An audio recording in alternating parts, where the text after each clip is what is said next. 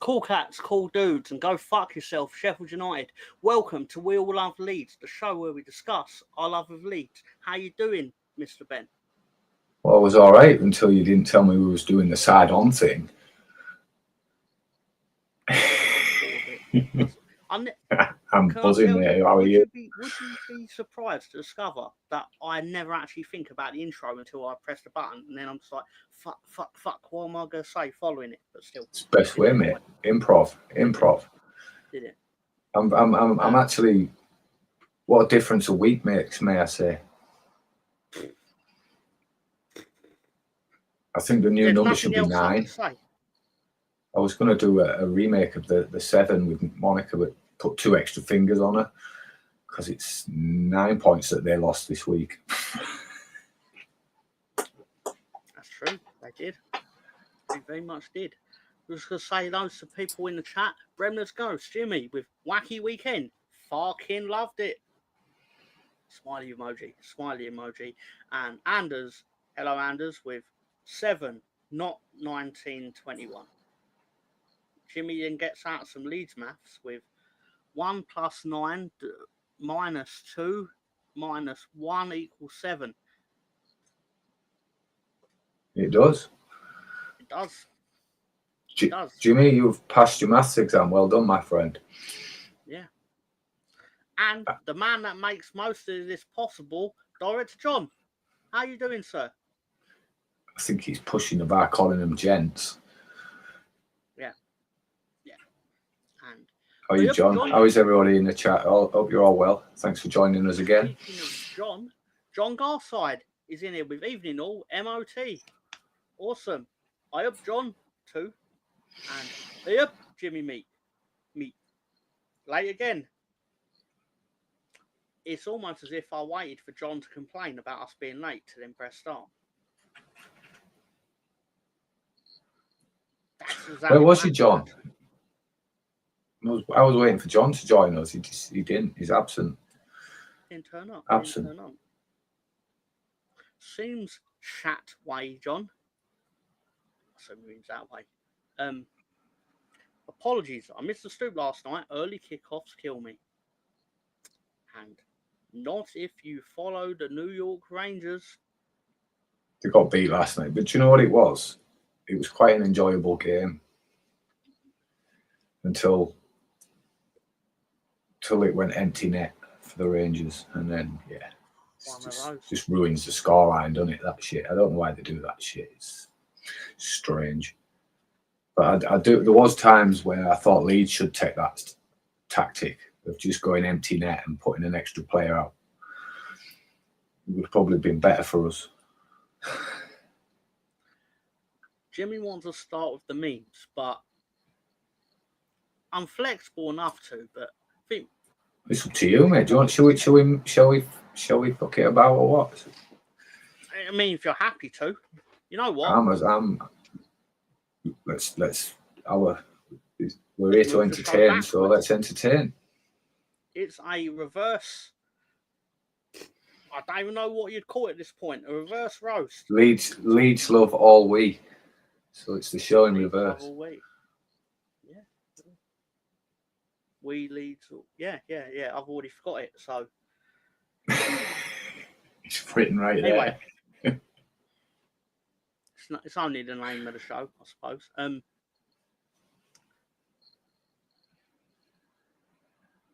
Big up, lads. I'm on my tablet. My phone broke earlier. It's not working. To the words of Mr. Tom, EE can go fuck themselves. Literally. Hello, Mr. Herbert. How you doing? He sent me a clickbait article earlier, and it was from Football Insider. So I, in the most polite way that I could, I was like, Anthony, please don't send me this clickbait trash. And I followed it up with Football Insider's the worst one. It's the worst one. Was that really how it came? Or was it fucking hell, you prick? What's this shit you sent me? No. I made sure to be polite over it. I did genuinely make sure to be polite. But at the same time, it was about Altanaka and Liverpool, to which I was like... Look. That's why I don't watch all after this fucking shit on YouTube with the Leeds. You know, like pre-season, the transfer. I don't watch none of it. It's just people fucking the One Football app and reading it out to you. I can read that shit myself if I want. You know, I'm not having a go at any. Well, I am, I suppose. The content's shocking. What annoys me about it, and I know this isn't really probably the time to have this conversation. What annoys me about it is how and this obviously isn't anything to do with Anthony Herbert. He doesn't write the article. Although he has sent me many Pedro Pascal things, which were designed to fuck me off successfully, but I might add. Anyway, he's a good guy. He's a good guy in all seriousness. They write the article. Like, have you read an online article from the Sun newspaper, for example? I know people have things, for example, and it's basically like they will literally tell you the history of the Earth before telling you basically who Paris Hilton is sleeping with that week. Yeah, and it's one line at the end. And that line is the fucking title that you read at the beginning. Yeah. Just because I'll look for Leeds Live's like that. Leeds Live goes on for about 3 hours before they get to the actual fucking point, and it's like, fuck off. Special mention of Billy Blunt getting sent off after 50 seconds for Rotherham. Leeds laughing, are we? And best thing about the football close season is that rugby league is on. Fucking Northerners. Leeds Rhinos, Leeds Rhinos. And their Northern Rugby League. I say that like rugby union ain't much better. Admittedly, I'm a football man, obviously. Rugby league's far better than rugby union. Fuck me, rugby. I only watch like Six Nations. That's it. Rest of it's fucking shocking. Fuck the sun. I would kick and chase the egg. To a line.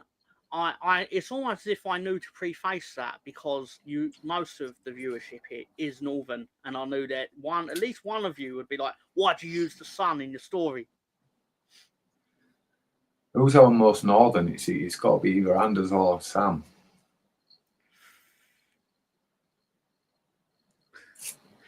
I said it to Mr. Tommy, and then he replied, "Anthony, you're CUNT." Well, you do realise that, Anthony, now that you've said that, I can actually get away with doing that at least once because you've already outed online that I did that, even though I didn't. So when I do it, it won't matter because everyone will be like double jeopardy law. Can't be tried for the same crime twice. I mean, you literally can in terms of like internet, just telling people to fuck off kind of thing, but still. Awesome. I suppose we should start with the Sunday roast. Did you know the predictions for the football season were as follows? And just have a quick look and see how you think this has panned out from.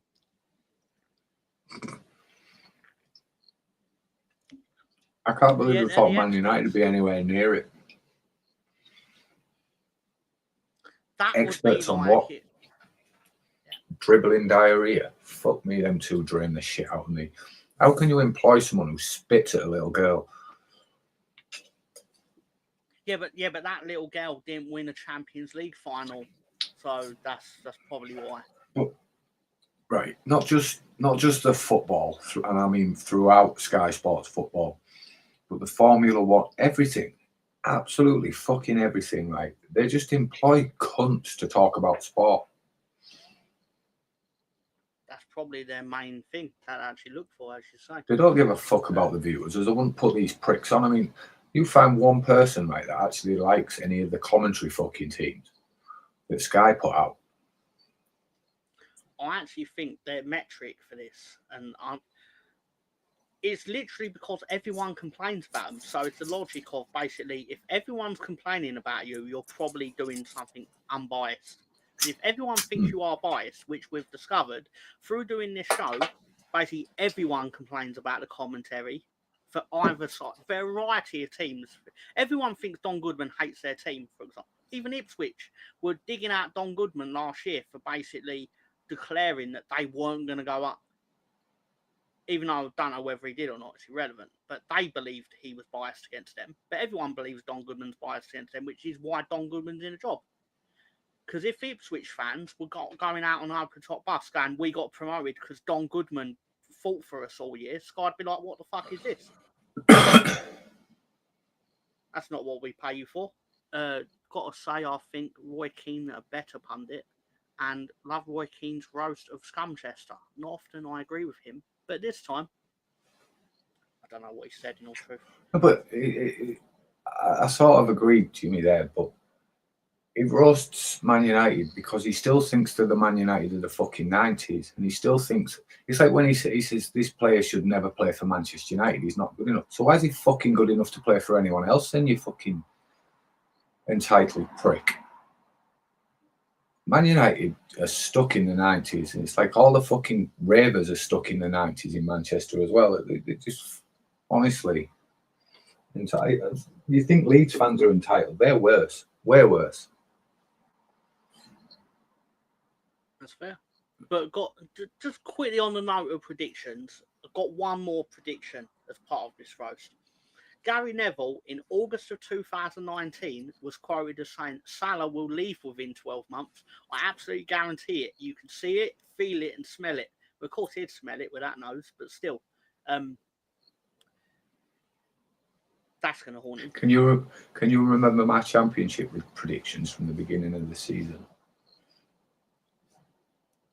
Unfortunately not. What did you predict, sir? So I went Leeds top, Burnley second, and Sunderland playoffs. And everyone laughed at me.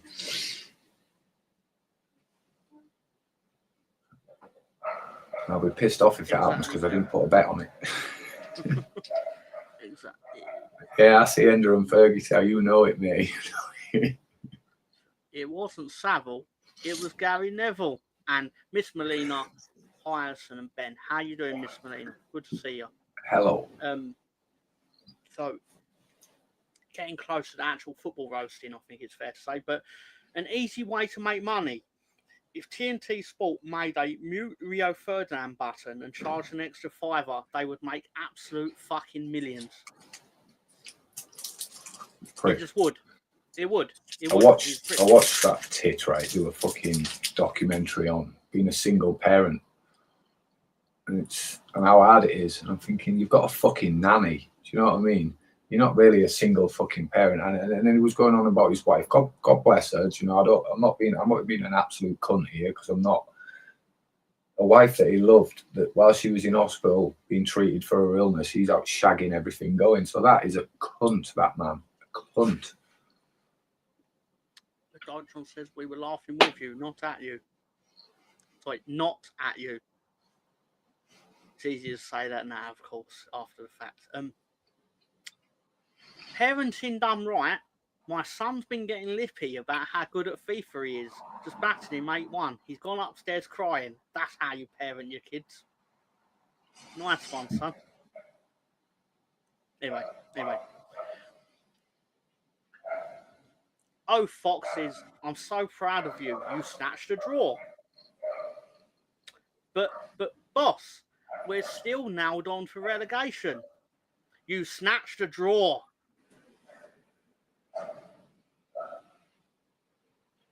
Heavy cloud. Speaking of the sack, which we wasn't, but still, on the subject of Michael Carrick, where is the sack? When are you going to sack Carrick? Why aren't you sacking Carrick now? And so on and so forth. So please, Carrick, the sack.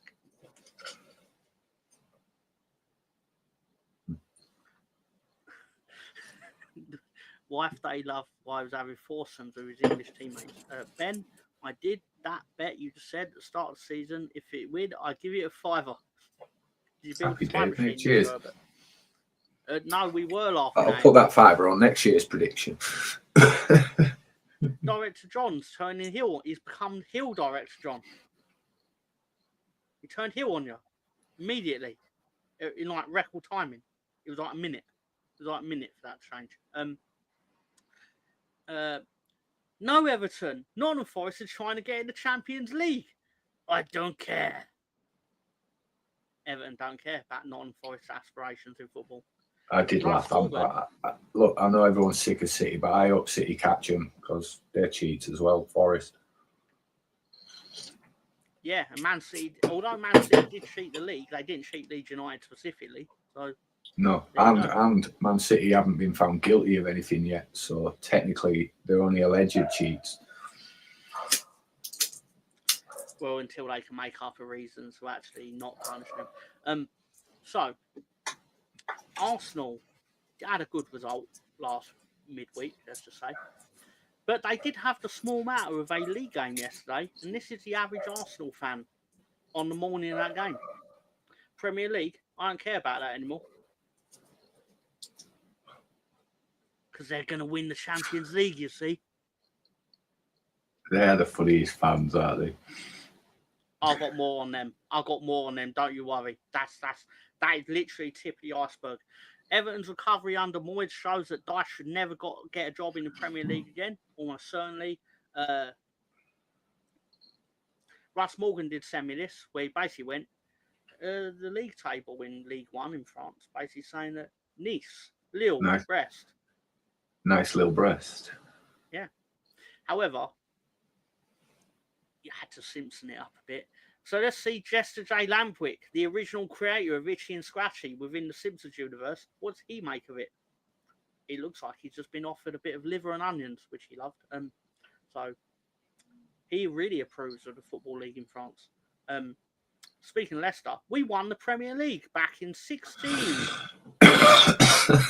Great story, Grandpa. Next you'll be telling me Blackburn won it. Good night. I've been hoping I could make a record that would exist forever. And you never done it. Once, but after just a decade, my record had already been beaten by Jamie Vardy. I got to back at him though. Him and that little club of his. Which he has. Because he guaranteed they weren't going to survive.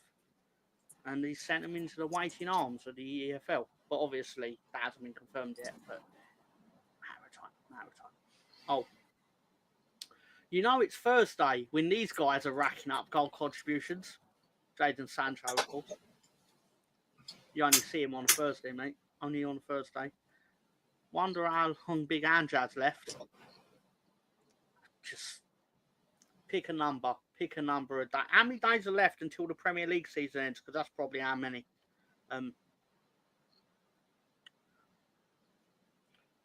We've had some complaints that your books are as fictional as the Bible. Gee, we'd hate to kick you out of Europe next year. Maybe we can reach a little understanding here. Which is probably what really happened, to be fair. So, what's that here? You want some shameless stats? I do love the little crawl under a footballer when he turns up on TV and they tell you what he achieved in football. Daniel Sturridge, 2-time UCL winner with Liverpool and Chelsea. That is generous. Call him a 2-time Champions League winner, which he factually is, but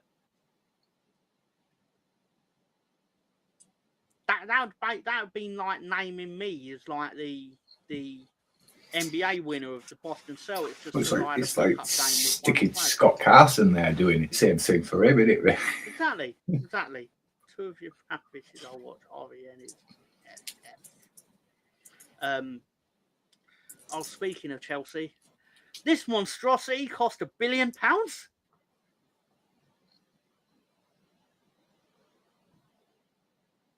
And they'll still be paying for it in 10 years' time. Was Eddie Beach there? Let's have a look. Eddie, I do know Eddie Beach is out on loan. He's definitely out on loan. Not there though, is he? He cropped up in a football. I can't remember what game it was, but he cropped up in something I've read about it. And he cropped. I was like, wait a minute. There's not two footballers in the football pyramid named Beach. So I'd checked. Yeah, it was Eddie Beach. He was out on loan. Eddie Beach. I'd have cried for him. Cried for him after the whole game. I'd have took him. Hello, Bitch. Isn't life so much more relaxed with Carl Darlow? It just is. Ross, we just did your joke with the breast, which is a sentence. How you doing, Russ Morgan? Of course, Doris John did say, I believes that third from the right is Eddie Beach, which actually looks like it could be true. Possibly. It's possible.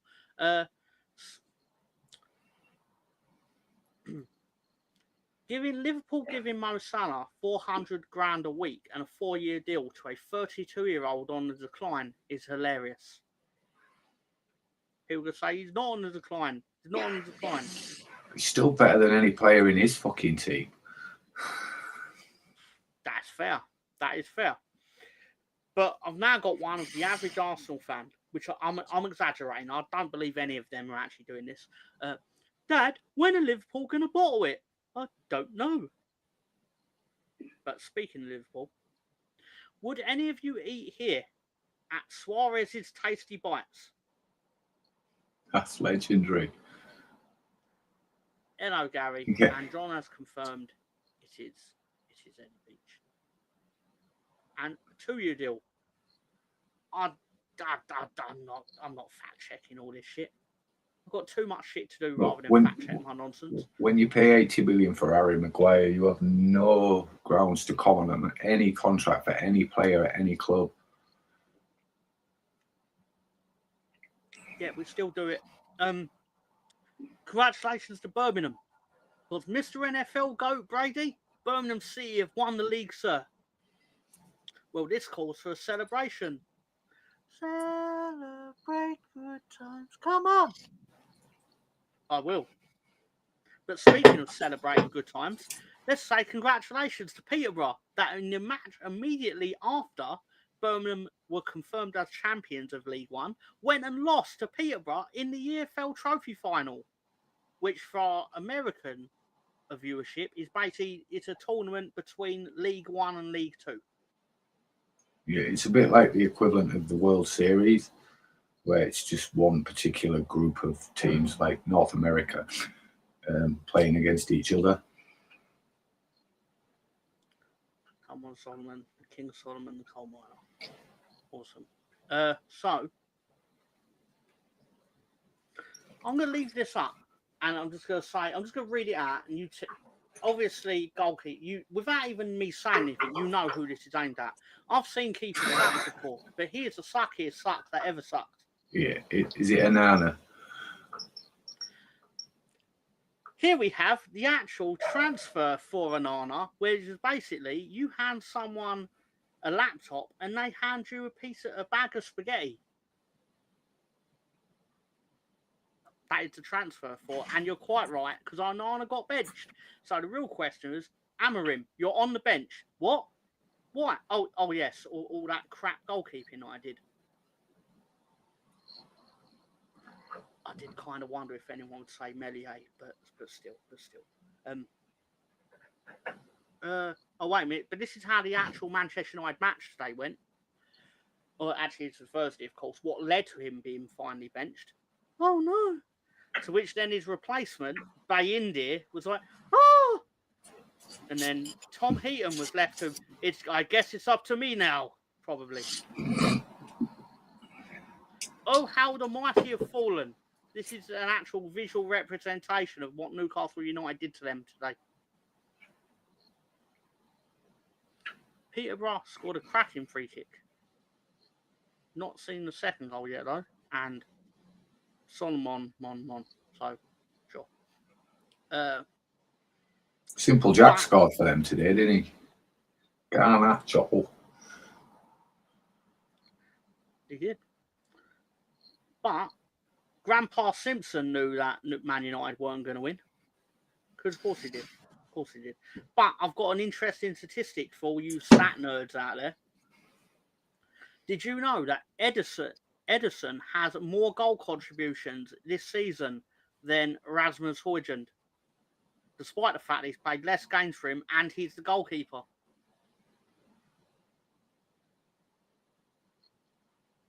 Just the stats, man. Just the stats. Super Nintendo Chalmers from The Simpsons had a question for Spurs and Man United. Yes, and you call yourself top 6 clubs despite the fact you are both obviously shit.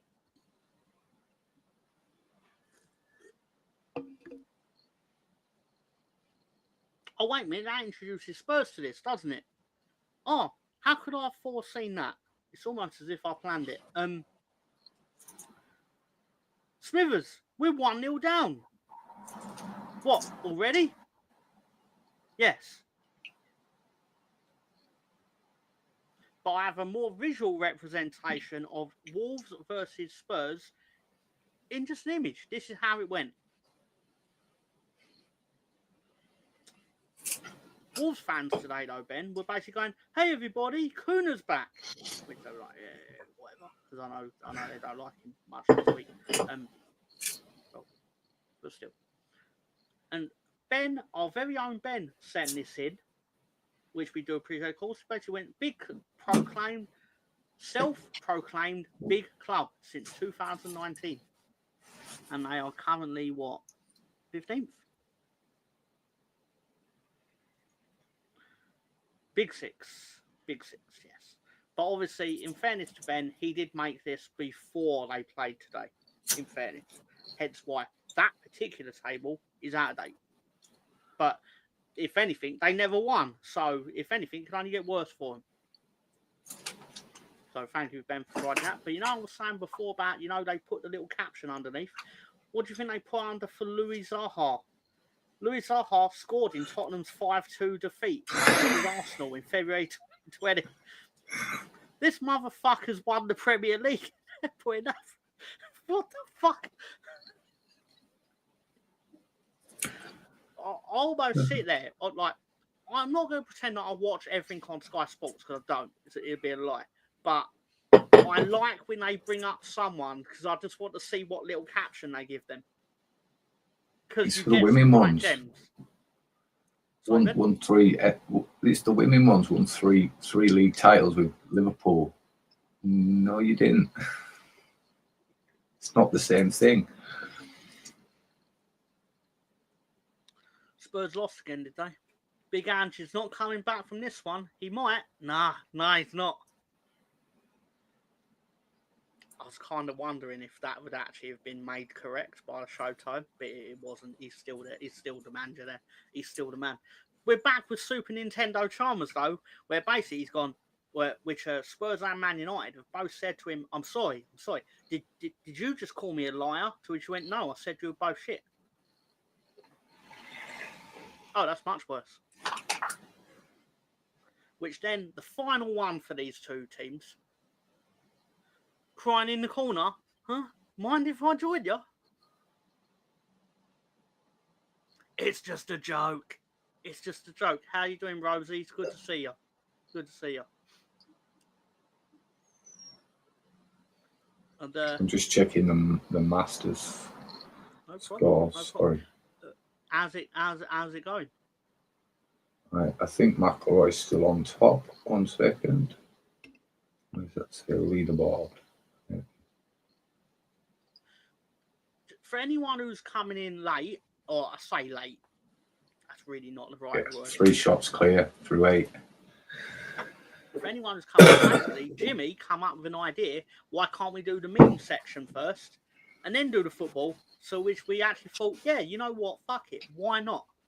So basically, the memes are actually happening. Then we're going to do the football. And the quizzes. There will be quizzes. Actually, we're going to do the mid-show question immediately after the memes. I think maybe that's a bit better. Yeah.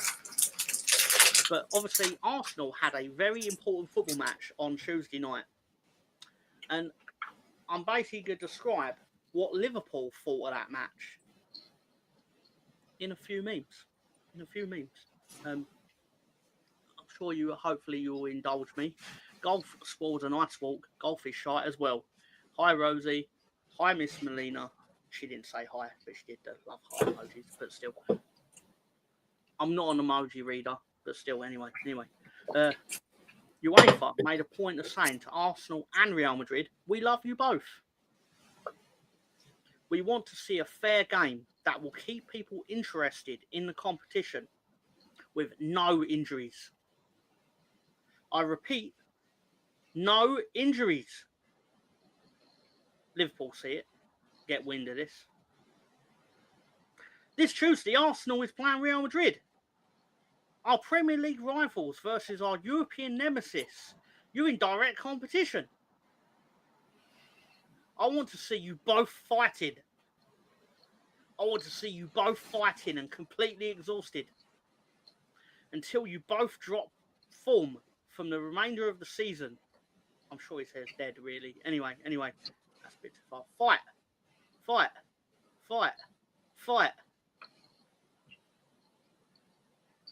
Bit immature of him.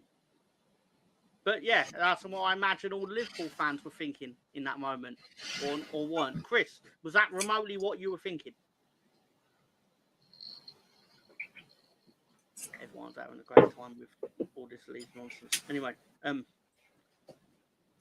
Johan Visser celebrated, which kind of amused me because it was like, where have I seen this before? Wasn't this what an Arsenal player did when he scored past Man City and did the Haaland thing? Interesting. I wonder how many of them got upset. Stay humble. I wonder how many of them, Ben, sat there and said these words. Why is everyone going to attack the Brentford player for doing it? It's like, because you didn't want your player to get attacked for it, so why would we attack him? It was funny either way. If anything, why is he mocking your player? Surely he's mocking Haaland. But still. Magic Jim.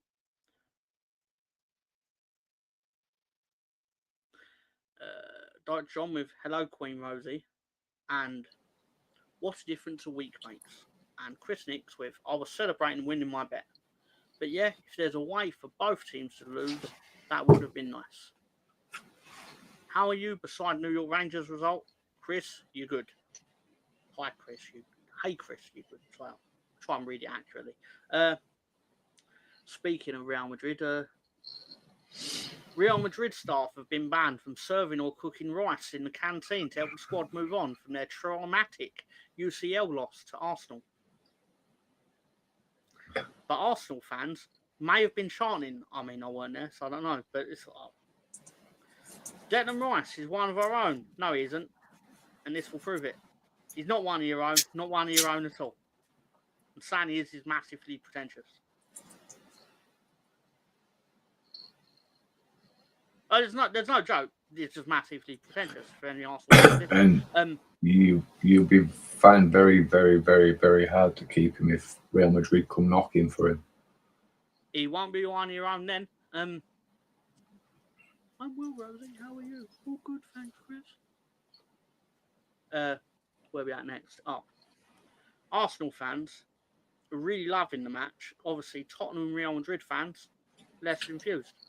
Wow, I didn't think Rice would score the second free kick, but then bam, second goal.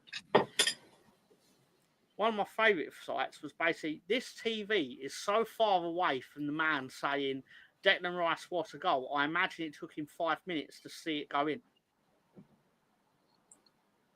Imagine how far the goal looked from behind the ball shot on that TV. It was way out. I'd have a million questions about this, and very few of them would actually be about football in terms of watching that TV. First question is, when it's that small, why is it on the wall?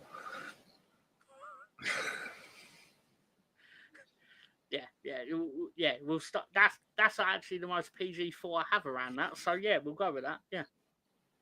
Nice. Thank you, Ben. Good save. I know one of them's going to type in, and it's almost certainly going to be Chris Nix. Just going to say it. You wouldn't bother putting that on the wall. It like an iPad taped to his wall. We do it. Yeah. It actually does look like a tablet. It's the car headrest, isn't it? I promise I only got a couple more, so we can get into the football nonsense. It was about the same size as an iPad, had bigger phones than that.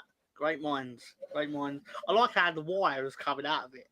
The favourite touch of it is like it actually starts to resemble a TV, even though it quite clearly doesn't look like it's fully stretched as well, that wire. Look at it. That wire's working hard.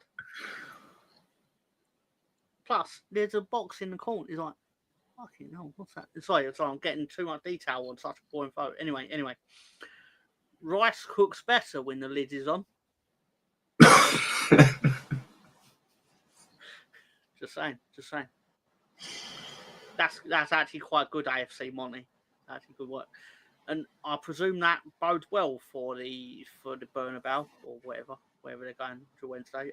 But the second last one, this is what I imagine Arsenal's formation is going to be at 3-0 up on Wednesday.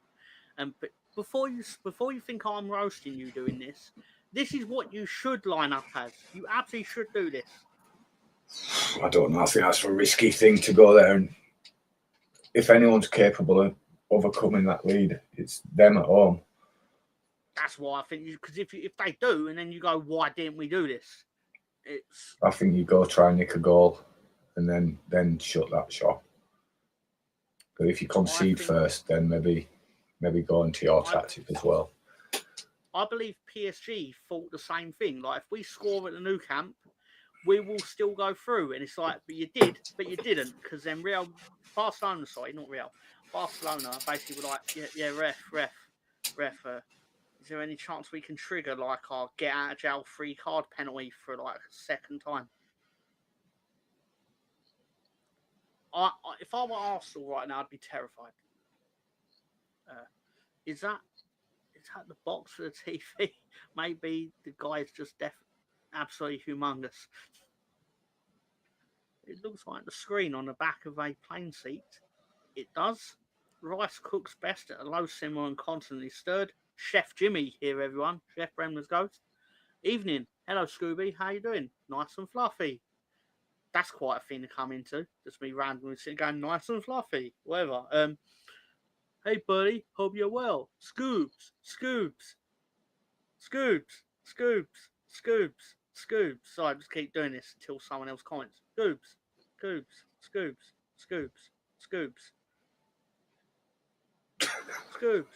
Fucking boring himself, look. Scoobs. Someone's going to write Scoobs. Chris Nix immediately. Scoobs. How you doing, Scoobs? Only a commie, chef, and that was nigh on 30 years ago. Cheers, Rosie. Likewise. Nice and fluffy, hey? Jim, kinky. Not bad, Tom. Hope you're well. I've been worse. I've had my nap. I've had a nap. I've had sleep. You was a chef for the communists. Jimmy, I didn't think you had it in you. That would shock me. But the final meme, which really should have ended the show, but didn't, because Jimmy asked so nicely for us to actually do the show in reverse. Arsenal fans actually bought Arsenal shirts with Champions League winners on the back. It's a long way to go.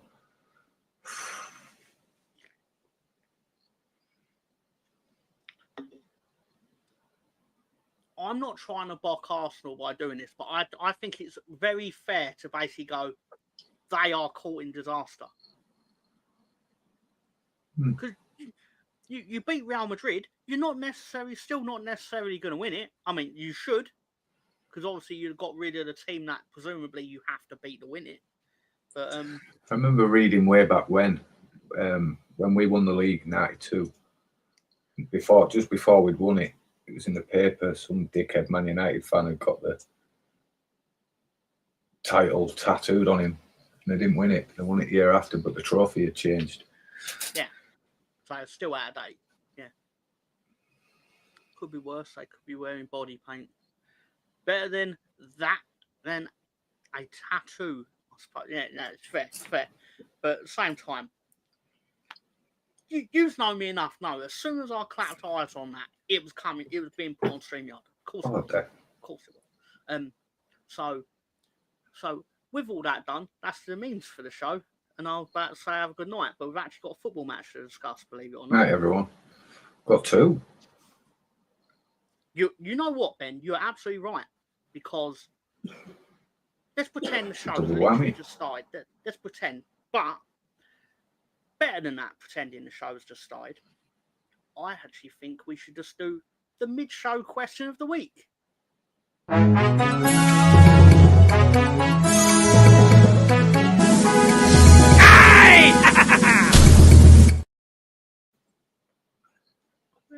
Jingle.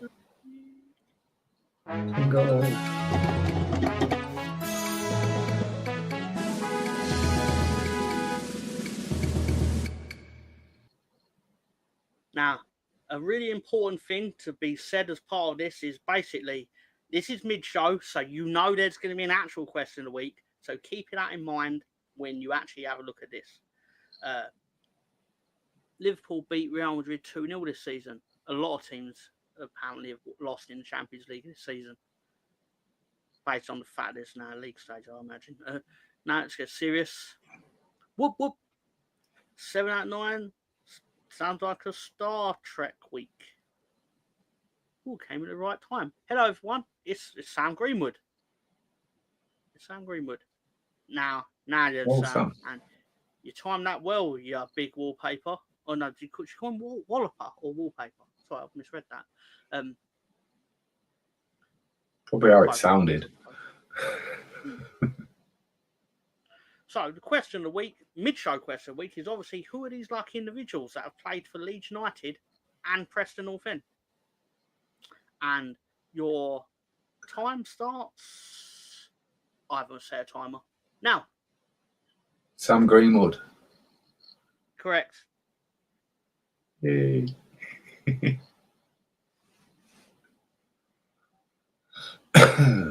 Clark Carlisle. That's actually correct. Mid-show stag of the week. That's obviously Sam Greenwood, of course. Simon Grayson. I don't believe it is Simon Grayson, but cling on. Sean Gregan.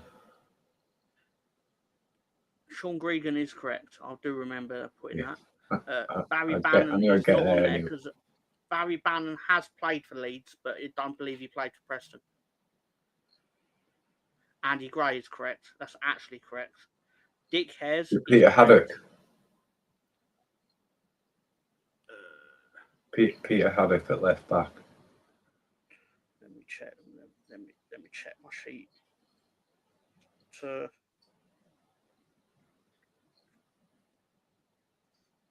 It's not Haddock. That's not necessarily wrong, but not part of this list. David Prutton is part of this list. I don't believe it's Prutton. No. I will give you a clue. He is a Manc. Oh, Danny Pugh. Yeah, correct. Neil Kilkenny. Pugh. Neil Kilkenny is correct. Knob not working right is obviously right as well. It is. James Bean. Smelly Gash. Johnny Bender up front. I was tempted to make the goalkeeper TW as like a tradition, but it does actually exist.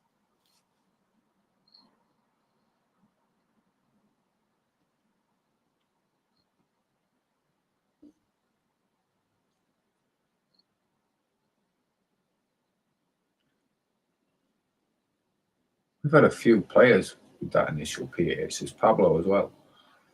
That's true. And obviously whether the actual guy is. Andy Gorham with his other personality playing the striker. Is it Andy Lonergan in goal? I believe it is, yes.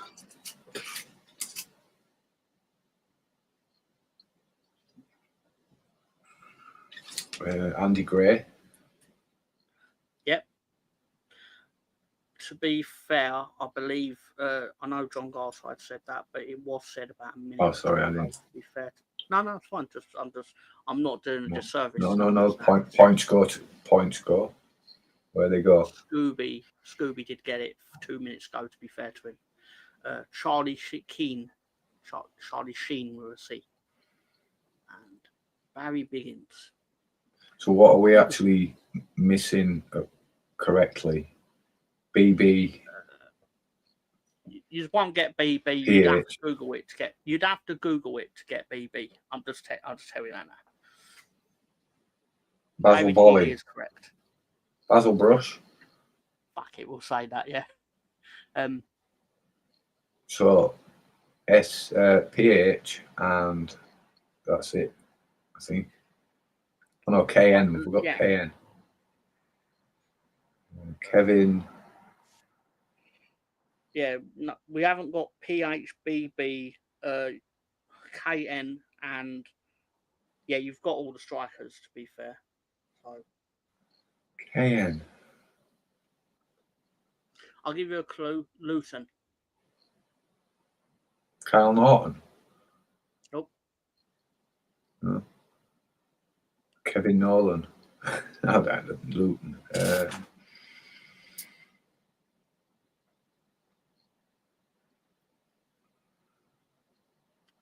Nichols.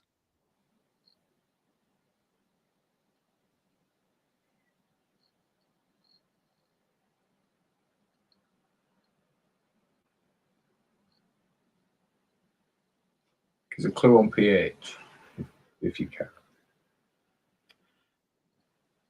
I only really remember his name from like FIFA 11, but 11, right. I may have it, but it was around that time. Paul. Phil Hartman. Keep thinking Phil Hay. It keeps coming into my head, Phil Hay. Let me Google it so I can tell it with you. I'll Google it so I'll give you some clues from what it says. We bought him from Newcastle, and then we ended up loaning him to Stockport.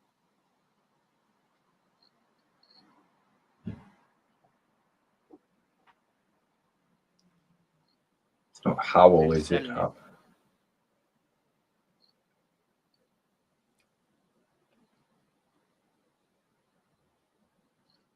Yeah, Paul Huntington, yeah. Yeah. Good shout, John. Good shout. Ned Clanders. Ked Nanders. Pushing hydrocortisone. Wow. Certainly take. Clark Clogs. Shirty Gimple Snakes. So Luton, I'm thinking. What is it, Kevin? I believe, yeah, because I know Garside knows because he mentioned it about 5 times through various different spellings. But yeah, it's Kevin Nichols. Well, no, actually, I got that wrong. Yeah, it's Kevin Nichols. Yeah, because didn't we buy him from them and then he insisted on going back?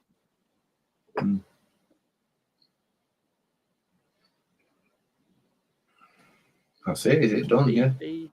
BB. So I'm going to go Bernard Brannigan. It's a great name for a footballer. It is genuinely a great name for a footballer. I promise you that. How old is is it an English name? Yeah. So it's Bill. Is it Bill? English name. Bill or Bobby? The reason no one would get it is because he played Bobby Ballon d'Or. He played for Preston in 1934 and then he left Leeds in 1947. So, this is what we're talking like. This is why it's not really fair to have it in this, but had to have something to make up the numbers. Ben Bova. Ben Bova. Billy Bremner. Big Balls. Booby Baps. That's actually really close, as silly as it sounds, because the actual answer is Bob Beatty. Bob Beatty. Happy days, man. Yeah. That's a great footballer's name. Sounds like chairman of a fucking working men's club or something, doesn't he? Bob Beatty. Yeah. Well, Bob. But yeah, so he's on the commission, Yeah.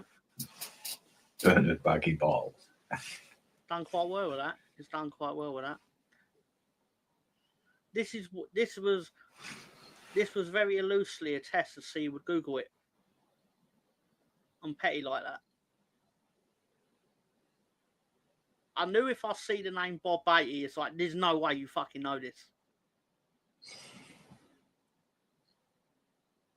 Yes, you can have 47.45 points. And no, you can't give them to Rangers. You can't give them to Rangers because I know they need them.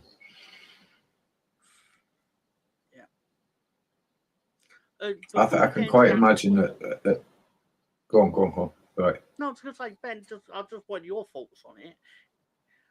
What have you made? Like, obviously, it's sort of gone away a bit now that the form has sort of had a bit of an upturn. But when we weren't doing as well, was there part of you that was sitting there thinking, like, when you were reading articles or whatever about us, well, not us, the San Francisco 49ers business arm, whatever they call it, buying Rangers? Was there part of you, any part of that was sat there thinking, why are you all focusing on different football club right now? I didn't really pay much attention because it's nothing really to do with us, is it? It's absolutely nothing. You're gonna swap a few youth players or whatever if they are actually connected like that. But look, I'm a Celtic fan myself, so I don't like to offend you there, Rosie. But I say a Celtic fan. I'm not really. I prefer them out of the two. But I can imagine it's quite frustrating being a Rangers fan right now because it's shit. We've been through it, you know, when your club's fucked up by people that own it. Yeah, well, just mismanagement, and it's the second time they've gone through it. So I have some sympathy. I'm not what you mean, really. Yeah. When it comes to picking one or the other, I don't.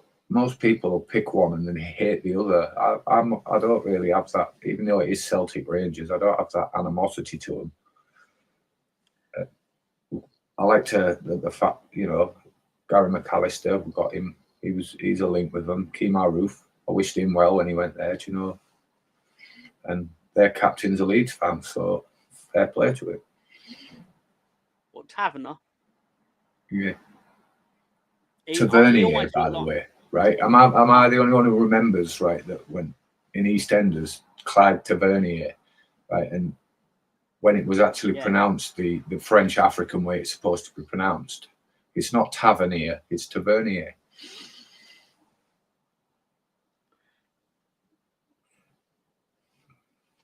So there, I'm very I'm very particular on things like that. Well, speaking of in particular, Sam Greenwood said they should have bought Rangers and turned them into a volleyball team. To which Rosie immediately responds with, and it is immediately, it's within the same minute, to be fair, with Arsenal with the Welks of the Sea. And would that be the plex of the fish tank? Finding that St Johnstone have beat both Celtic and Rangers this season. And finally, Eddie Dunn. That's one thing I do. When it comes to Scottish football, I feel for the rest of them. And I just think, what is the fucking point in it? Yep. If for that long now. Was it Aberdeen the last team to win it? It was Fergie, wasn't it? The last other manager to win it for another team. I remember when Hearts finished second once, and that was the equivalent of like Leicester winning the Premier League. Do the rest of Scotland absolutely hate you two? Yes, as football clubs. How could they not? But supporting one of the top two, Rosie, right? Is it? Do you not find Scottish football boring because of that? And I know that you're not the only league that has it. There's obviously fucking Real Madrid, and then there's Paris. There's a lot of leagues where it's just two teams or one team, but it must be fucking shit. They could have took Firpo off their hands then. Boom, boom. I think the Premier League can be quite boring. But at least there's one of four teams that can genuinely be up for winning it. Rosie says no, because most people fall into either, and Hibs have come from nowhere and are doing well. Arthur Bushby with 17 games unbeaten, Hibs. And Miss Molina in with Sammy G. That's more of a Sam's Thursday night gimmick, I believe. Correct me if I'm wrong. I'm not used to doing this at 10 o'clock at night. We usually finishing this at this part at the time, but still. Anyway, Ben, we'll get through it. Don't worry. Obviously, you know what that means? That's right. It's Leeds time, baby. It's Leeds time. And go away, Dr. Leeds. Not today, sir. I love the Dr. Leeds meme, but I don't like having to bring it out because he's actually turned up. We actually started the week at the Riverside Stadium. And to be fair, Ben, Leeds did display a mural that has been made at Middlesbrough. Yeah. Of Hugo Ekiog and Sol Bamba. So fair play. Yeah. I thought it was worth showing. This was Middlesbrough's lineup, obviously, because he had former Leeds United academy prospect and captain Johnny Howson in the lineup. As we'll get to, thank God for Bergzorg. Thank God for that man. There was serious talk about bringing Rangers and Celtic into the English league system. They originally thought about expanding the Premier League, but League 2 would have been more appropriate. There's far more money in the EPL, but there's only a couple that can actually win. Hey, Miss Molina from Sam Greenwood. That will never happen, Sam. You must be forgetting the miraculous healing powers of Buckfast. Jesus would have water skied if it turned the water into that. Fuck walking on water. Oh. Got to beat Oxford away, keep 5-point gap. You only had beaten Swansea at home.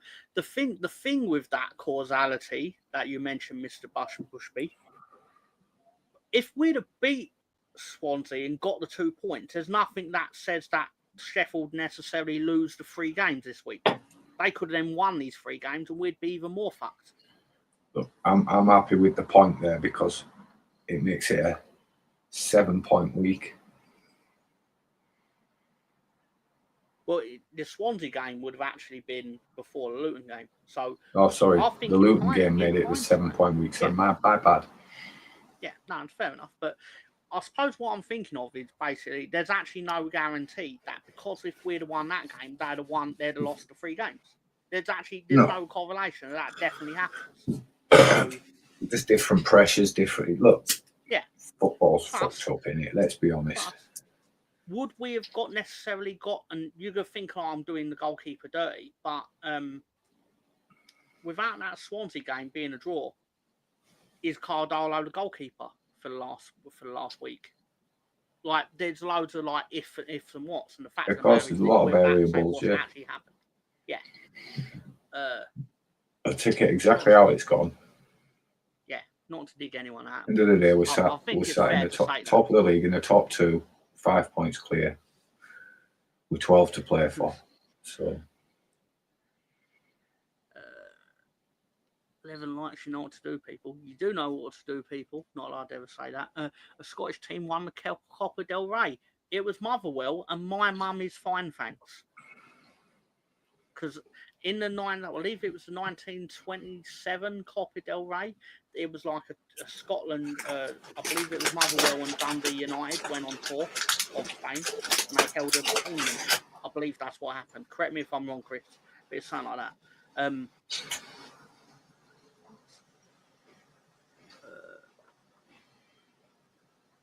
Well, she's fine, thanks. Yeah, incorrect answer. I hadn't even seen that at that point. But I believe that is what happened. I might have the year wrong or whatever. But Bristol City got Sunderland, Luton, Leeds, Preston last game of the season. Can you see us finishing the playoff? Yeah. Yeah. Yeah. Pug fast, Abby. Hopefully you get stuffed at Ellen Road, but Sunderland are beatable, Luton are beatable, and Preston are beatable. 9 points sees you easily in that. They made the clever decision of making Firpo the feature man on team sheet. Of course. I also think that you'll be going into the playoffs as a form team, which is massive. What are you munching, Ben? What are you munching? Malted milks. Biscuits. I think Monks could have brewed it for a while. They're talking about fair enough. Put on weight, Firpo. He does what betting will do that to you, I suppose. Look at that tash. Oh, it's like he's got a bit of a beard there. No, he has got a little bit of bum fluff on his chin. To be fair. Anyway.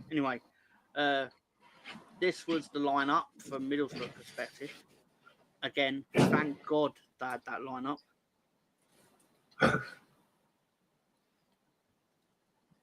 And this was our lineup. I was going to say it a bit later on, but Ben, Darlow, a success of a replacement. Yeah. Listen, it's not been perfect. A couple of dodgy kicks and out attack moments, and obviously we're getting to the yellow card for yesterday. But I'm not going to get overexcited with a goalkeeper that can do the basic things of what a goalkeeper needs to do, and that's catch a ball, command his box. But what he is better at, he's quicker. He's better at seeing the play and getting the ball out and moving quicker. So we'll get more counter attacks through him.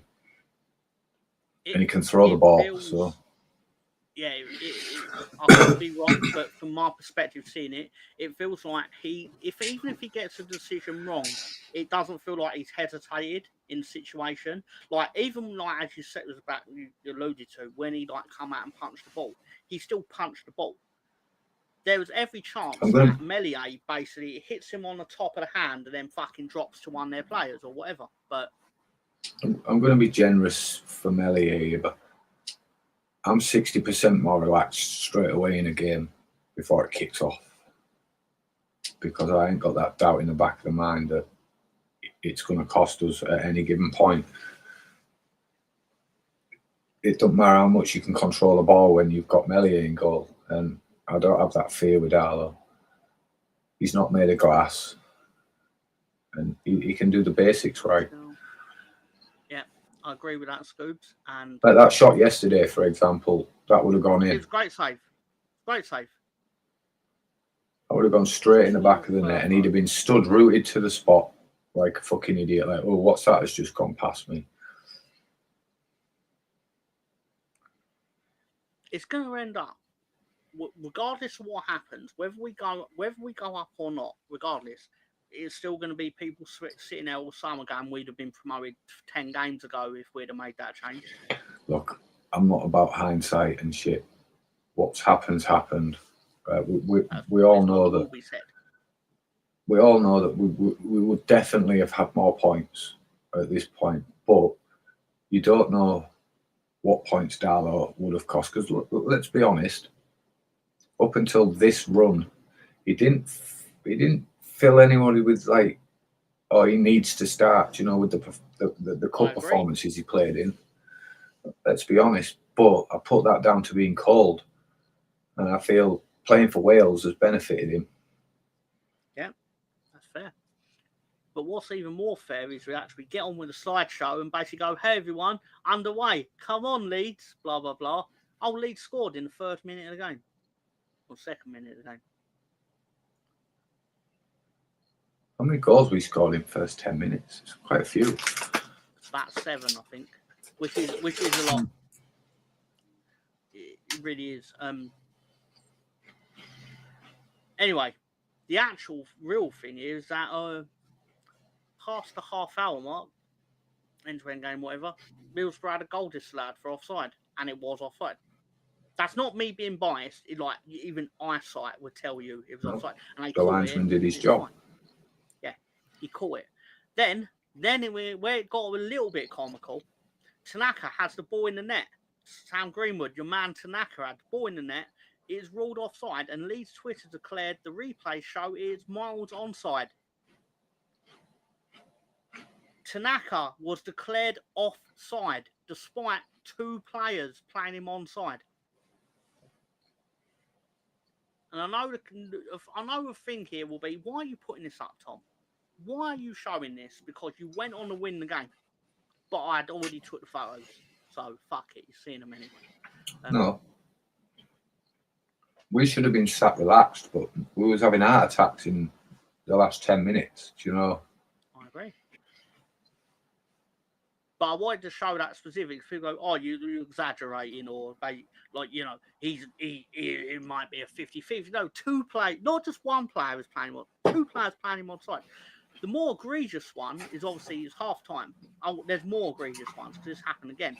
Leeds are in front after the first 45 minutes. Thank you very much. And then another goal, another ruled offside, another replay shows it onside. Imagine my shock. Imagine my shock that it's Patrick fucking Bamford. Patrick Bamford.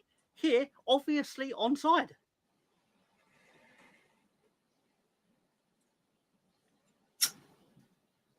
Why'd they do that to our Pat?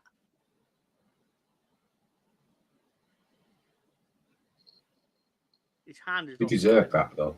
He did. He deserved it. He deserved the goal. So obviously, we won the game 1-0, and you know, we'll put the thing up as we usually do. Basically, Middlesbrough obviously had loads of shots, but again, loads of shots that basically would have had you terrified had any of them hit the target, but they didn't. So, rightly or wrongly, I think we were well worth our victory.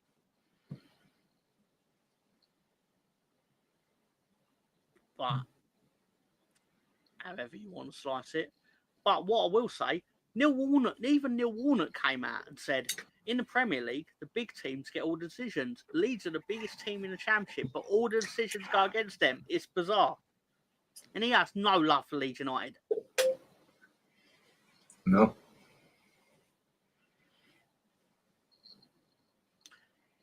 He doesn't. He just doesn't. Have you still got the goal we scored that stood? Because I think that might have been offside. You're joking, right?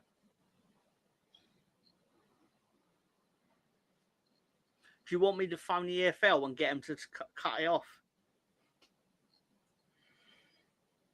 I know you lot. I know you lot. I know, Scooby. You go. It was 2-0 we do this dance on a weekly basis. Like, I say something, then you say something that is contradict it completely. Basically, go, I think we're going to lose to Portsmouth. Well done, you were right on that one. Scooby. But still. I love him. But still. Keeps it real. Keeps it real. Keeps it real. Keeps it real. Pure real. But that being said, I'll give you this.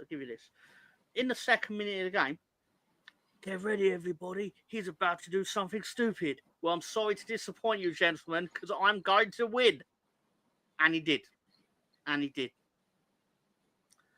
But there was a Borough fan in the stands. He had a bit of a health issue. I collapsed at the Borough game the other night, but the worst thing was still the result. I hate Leeds. Obviously, get well, Chris. Borough fan. No, I'm not buying it. There's no need to hate us. It's not even a local derby. You're not even Yorkshire. What? Nah, fuck off. Don't wish you any ill health, but I don't wish you well either. I'm not joking. So I figure that would right one wrong, but it would also mean 4 goals. The only correct decision was the Boroughs that was scratched. That's fair. But I've put enough time into this. I don't actually do millions of photos of the Leeds goals. Come on, I used to do that last year.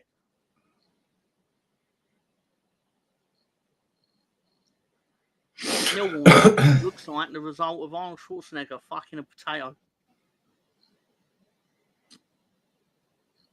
Okay. I suppose we should actually move on to the next game of the week. Which was obviously yesterday. This was Ellen Road at 9:38 a.m.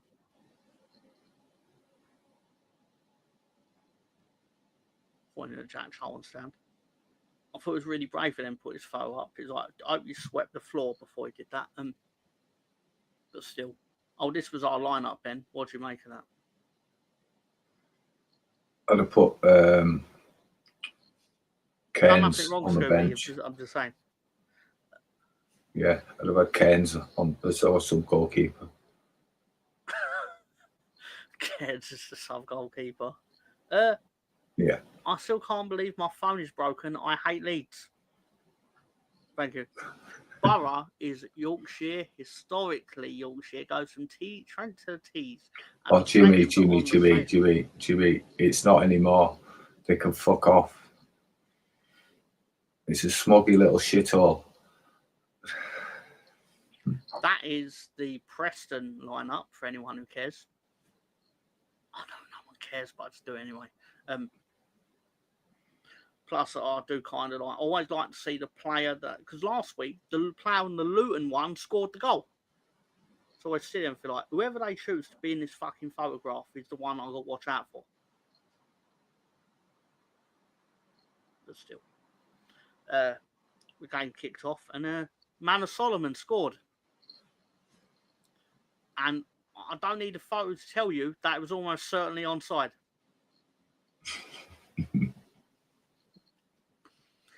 But in credit to Preston, they immediately responded because we were fucking asleep.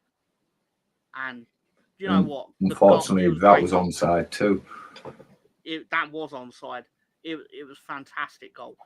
I was furious that happened, obviously. I'm more shocked than furious. But there's nothing that can be said. Obviously, defence basically fucking left Junior Firpo by himself. And then even Junior Firpo should have showed him back out to the outside rather than the inside. But still, just shit happens in football. Nothing's ever perfect. I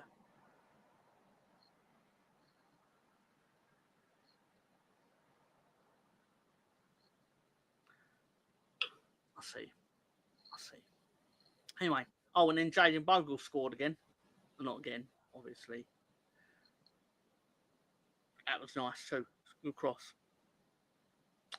I believe the saying. I believe it's Don Goodman's saying of the cross went into the corridor of uncertainty. That area between the defenders and the goalkeeper, and it was like, yeah. It was that, he just popped in between them beautifully, didn't he? Really. Yeah. He had no right getting to that.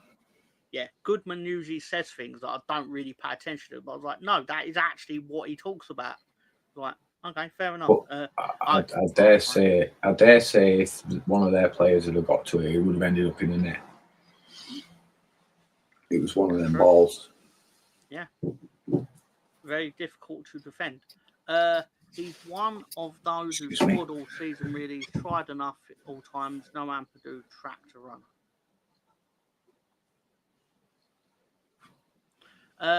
What have I got in? Oh, and then obviously nothing much happened in the second half apart from fucking shitloads of misses from Piru. And as much as it'd be really easy for me to sit here and basically go that Firpo's a bit of a shit ass for not scoring any of those. The fact of the matter is, he was unlucky on the crossbar. It was just one of these. Like, I don't know if I'm making sense, but I see like it makes a change for him being fucking largely anonymous since the Sheffield United game. At least he was fucking involved today, not today, yesterday. You know, the difference yesterday was you were angry at the misses. As frustrating as some of them were, you were angry at them. You just felt comfortable yesterday, didn't it? Without putting it to bed, if you get what I mean. And I also think a massive part of that's Darlow in goal. I had to say, like, it was frustrating because the longer it went with us basically still being at 2-1, you have the danger of basically just Preston can have that one moment, like Swansea. You have that one moment where basically you switch off and it ends up 2-2 and your season's fucked, essentially, especially at this stage. Whereas just 50-50 moment, like 9 times out of 10, Piru's going to score that. Not since the Sheffield United game, obviously, but like I say, I don't know if this makes sense to Scooby, but I just thought he was much more involved. He was less of a passenger, which I'd argue. Yeah, listen. Very passenger-like. Take all the misses out of his game yesterday, right? And that's his best. It's the best game I've seen him play all season. His passing was on. He was moving. He was on the ball. He was linking up. Yep. He had a great game. It's just all it was missing was a goal. Yep. I'm not even going to criticise him for the misses because he was in the positions to get on the end of them. A couple of them were unlucky. One was a sitter, fair enough, but obviously, if it weren't for Solomon's performance, I would have given him a man of the match all day long. He had a good game yesterday.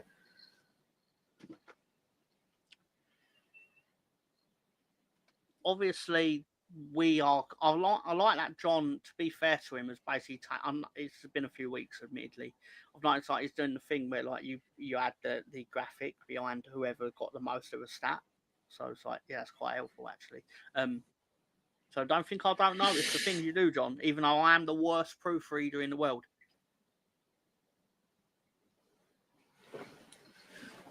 Despite the fact that in terms of being actually reading the chat, I will read anything. Wasn't lazy. Will do, Mr. Burgundy. Yeah. Got to be in the right place. I actually I would have shaded Bogle. Not just because of the winning goal. He's up there for my player of the season, to be honest, Bogle. He's been steady all season. This is an interesting thing because I got a question on Gary's show. To be fair to him, I was asked if there's any players. Was it Gary's show or was it yesterday on Stoop? Well, basically, it was Stoop yesterday. Yeah, no. So apologies, Gary. But on Stoop, basically, I was asked who would you replace? And based on his season at Sheffield United in the Premier League, I'd replace Jordan Bogle. Because at the end of the day, we are not going to be playing teams in the Championship that will allow us the attacking freedom that we get in the Championship. Therefore, I want a right back that can defend. I think it's all about who you've got in front of him in the Premier League to help him out as well. I'd keep him, but obviously, I'd want somebody better in front of him, but I would keep him and give him that option, to improve. He's still only a young lad, I'm not suggesting sell him. Quite the opposite. I'd keep him in case it did end up a massive disaster, because then at least you have your right back for the Championship sorted again. But he will have learned an awful lot in that one season with them getting tonked like that. So on this season though, he's been spot on. I just don't want to go into next season, and I don't want to talk like we're definitely promoted, because that's obviously not the case. But it's looking this week. I mean, as we learned, a week in football can change a lot of things in the Championship, because Championship is going to Championship. I believe that is the term. But hang on a minute. I didn't know Bristol City had Tomiyasu.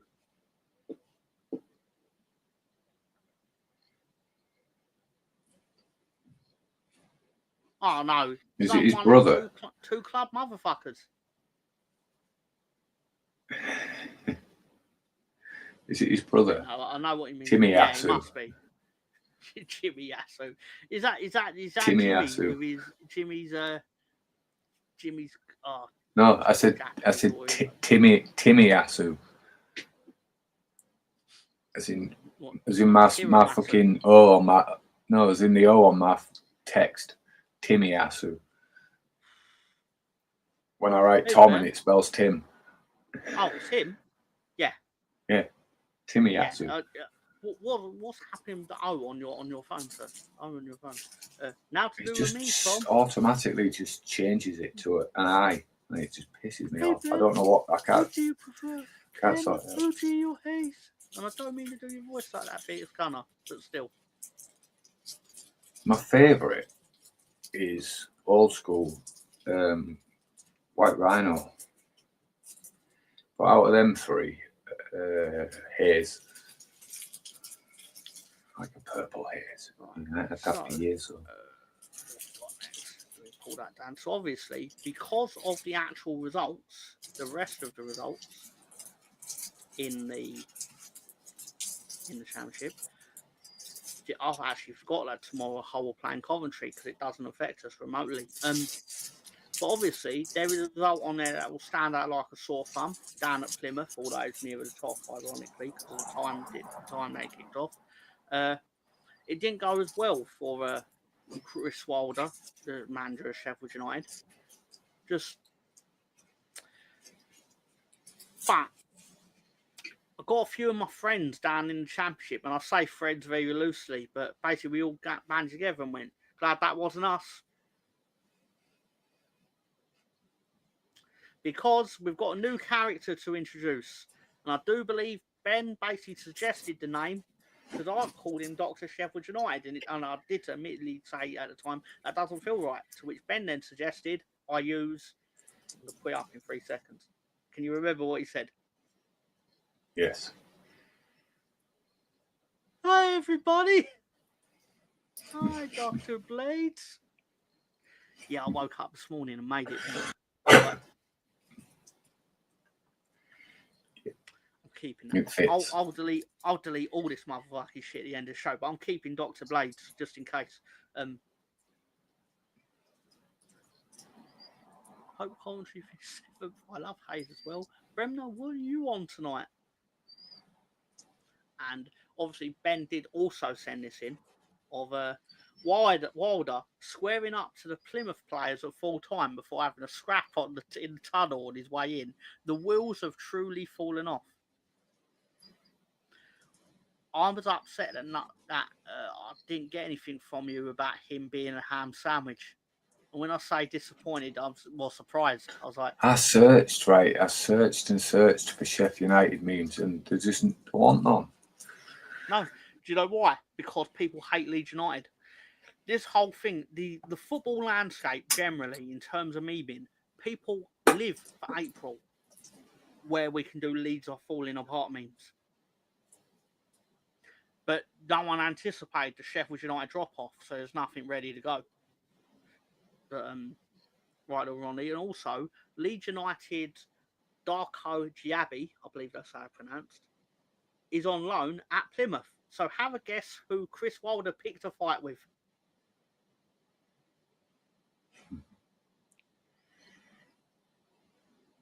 It's not Quids, it's obviously him, because I wouldn't have said that he was on loan from Leeds. But still. Hello, Tarek. How are you doing, sir? With couldn't happen to a nicer team. Referencing Sheffield United, I imagine. From Taste, I guess. He don't take pressure well, does he? I remember his little outbursts against Leeds when he was under pressure then. Speaking of pressure, Ben. I like it. My one issue with this, obviously, Miss Molina found it, to be fair to her, but it's that it doesn't come with a ham sandwich. What language is Sheffield United written in there? Fucking hell. Uni. Bianco. It's probably Saudi these days, because I know who owns them, but still, But I want to pay with a final meme as such about leadership, whatever. Just wanted to pay homage to a man that got robbed this week. His legs are made of glass. He misses sitter after sitter. Still, there goes the best damn striker Leeds United Football Club ever had. And I know he's not, but it's just a joke, everyone. Just a meme. And it's Bamford. Or as Gary calls him, Scamford. It's the cleverest thing Gary's ever said. So I want to give him that. Question, Mr. Tom, what's your favourite Leeds jersey you own?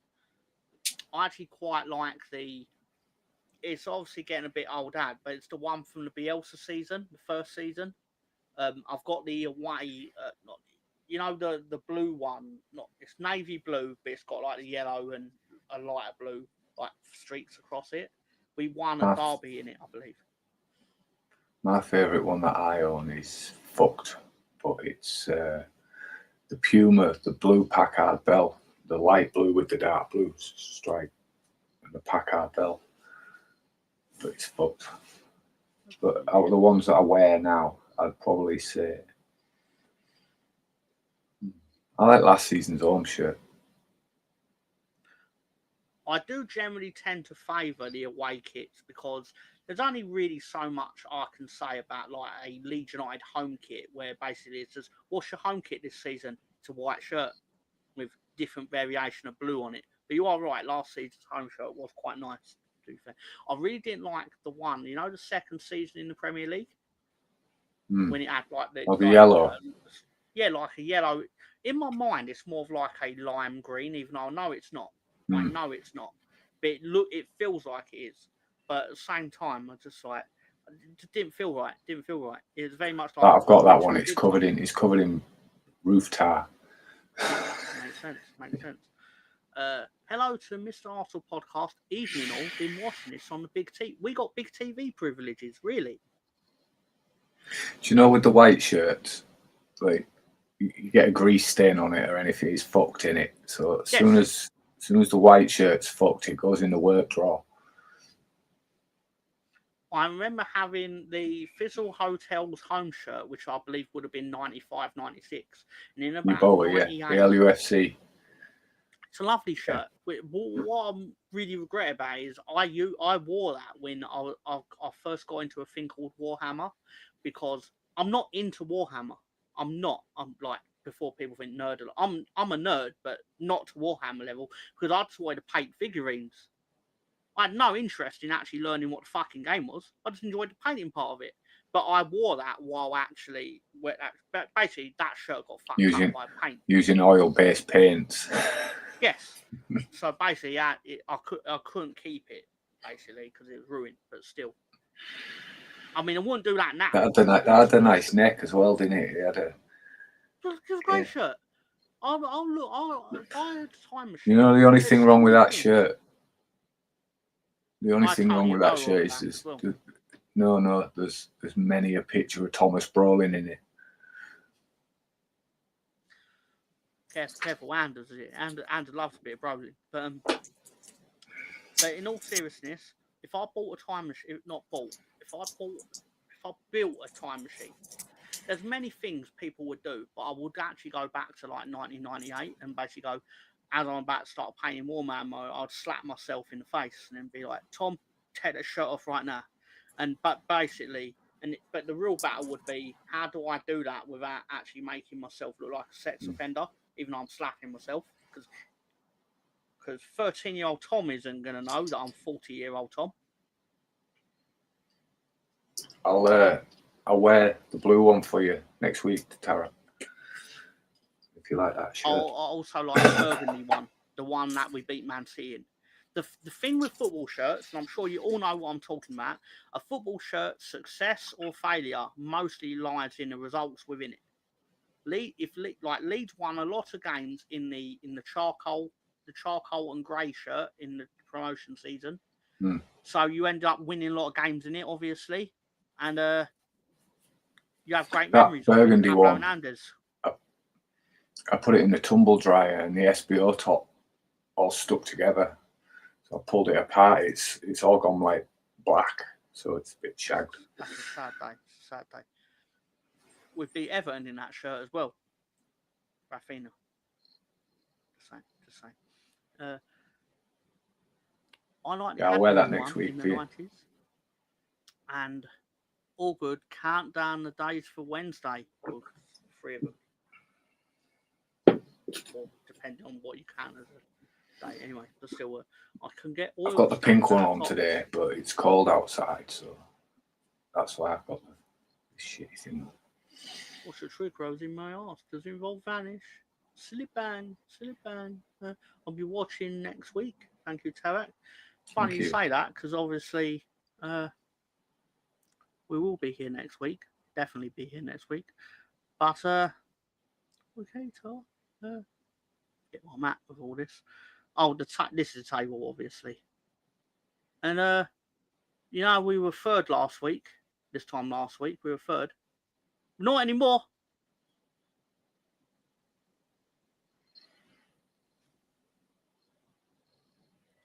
It's amazing what a Sheffield United collapse can do for your mood.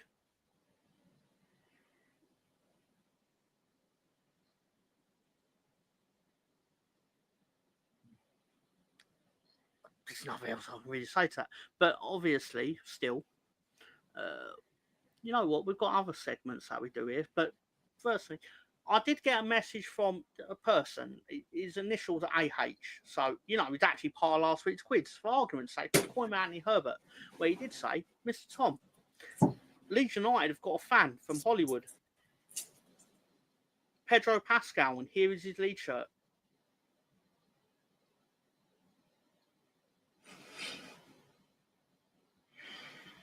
He then went one further because he's Anthony Herbert. That was the, I believe, the Burton kit. Yes. He then went 1987. a bit further, and he made the Pedro Pascal Leeds United fan club edition, where apparently it comes with your own photo of Mr. Tom and a little Mr. Tom,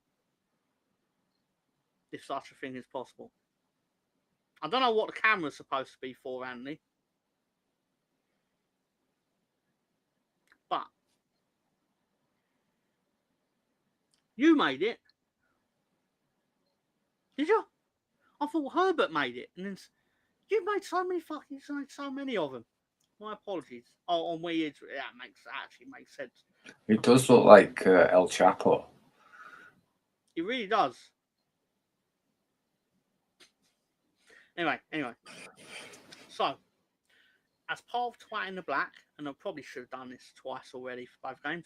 You should have asked me to put on Friends. Kitchen, the referee for the Middlesbrough game. What did you make of his performance, Ben? Well, he was a prick because he didn't overrule his fucking linesman. So, prick. Yep.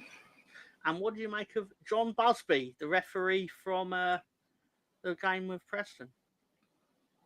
He's still a prick for not sending that twat off earlier in the season, so prick. Okay.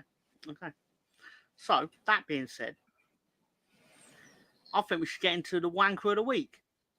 Wanker of the Week. Now, in a week where Leeds United won both games and our main rival lost all three of their games, you just sit there and think, there's no Wanker of the Week. Everything's hunky-dory. But is it, though? Yeah, it's at the most part. Absolutely. But, you know, I have to pick something. And I think a certain assistant referee gave us something. Shay Given, that ref. That's actually quite good. First one's hair looks like the Batman symbol. You know what? We'll go back to the refs. It does look like the Batman symbol. McDonald's. And he also looks like Shay Given. Yeah, I'll give him that. Basically, it was Darren Williams, the linesman, the assistant referee. Fresh with a pair of shades and his guide dog and his walking stick. He got demoted to League One, didn't he? And he did. That's not fair. Why should League One get that? Why should they get the cast-offs? Do you know they should get banned, like the 5 yellow cards you get banned? It should be the same for them. 5 mistakes, ban.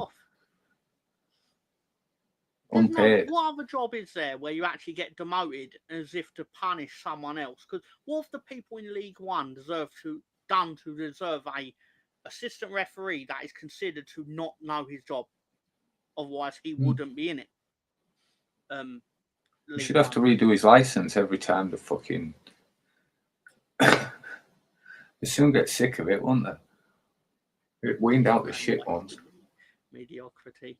And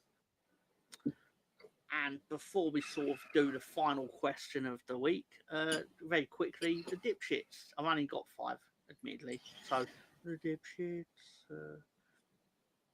Joe Keane says, Andy Hinchcliffe talks the most shit as a commentator going, piggy twat.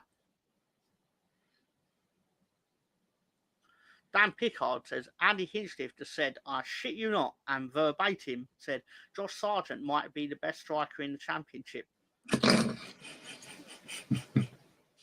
He said it at 48 minutes into the game. Sparky LEFC says, Leeds are playing much better, and Andy Hinchcliffe and Doug Goodwin are nowhere to be seen on Sky Sports. Coincidence? Yes, it's literally a coincidence. but I still thought the poem was amusing. James C, 1919. I wonder who he supports. Does Andy Hinchcliffe hate football or just Leeds? Seen a great goal, and you'd think he'd just put his dog down to sleep. Yeah, I thought dog was the word missing. Yeah. But to be fair, I didn't put the photo up. But there is a thing going around with Andy Hinchcliffe because he went on Sky and basically declared Leeds United are potentially the best team he's ever seen in the Championship.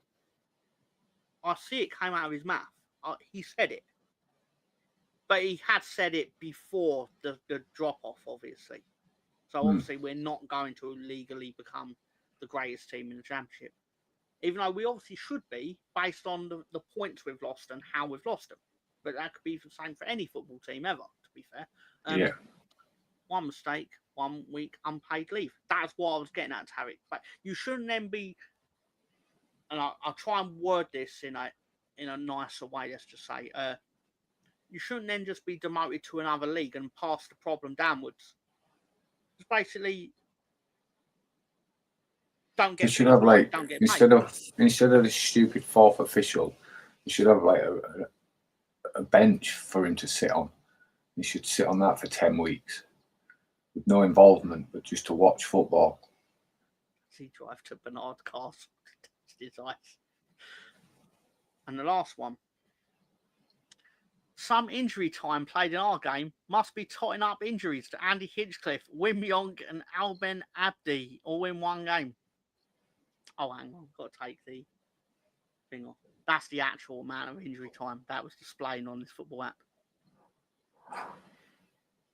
So much injury time, it actually went back to 1995 when Andy Hinchcliffe and Wim Jonk were playing.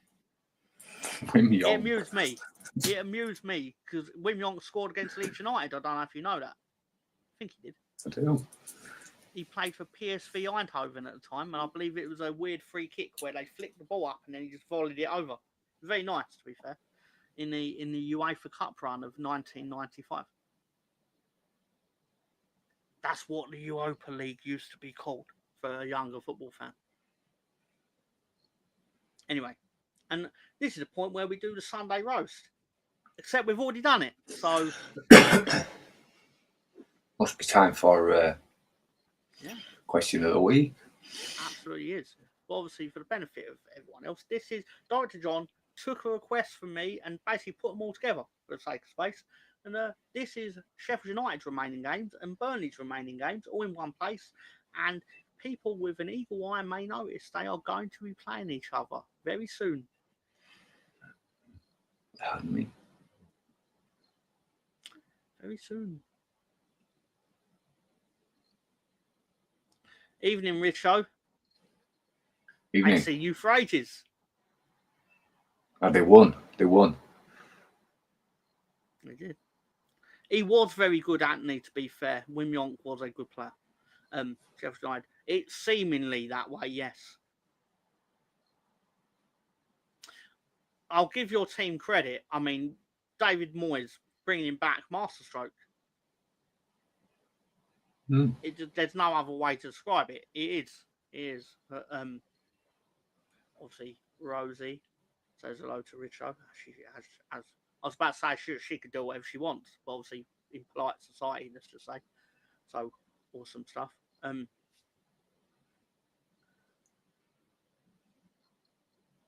No, Wim Jonk played football in the 90s. PSV Eindhoven, I do believe he joined Sheffield Wednesday. He was teammates with Giovanni Van Bronckhorst. That's true. And Andy Hinchcliffe. But still, that's the only reason I actually added this. But still, obviously, and for anyone who wondered, this is Leeds United's remaining games. Now, the true nihilist in me is like, watch Oxford United turn up on Friday night like the prime Barcelona. But to be fair, that's what they did against Sheffield United. So even if they do, I have nothing to complain about. Because they've done it for the other teams. Easter Monday, hoping to see a double egg, 0-0. Hi, Sam, from Manny Herbert, and all Rangers, man. And hi, Rosie. Yes, thank you. Hope you are too. So I've been rude. Hi, Rosie. And 28th, that date is wrong. I don't care. Take it up with John.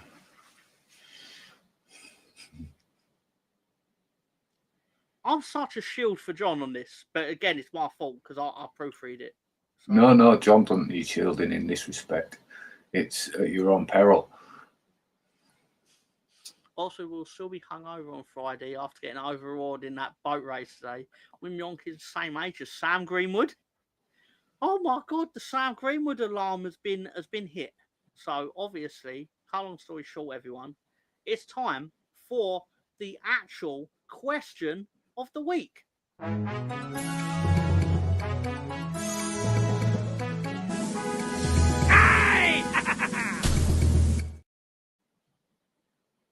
This question of the week is sponsored by Ben. I didn't pay for the sponsorship. I just demanded.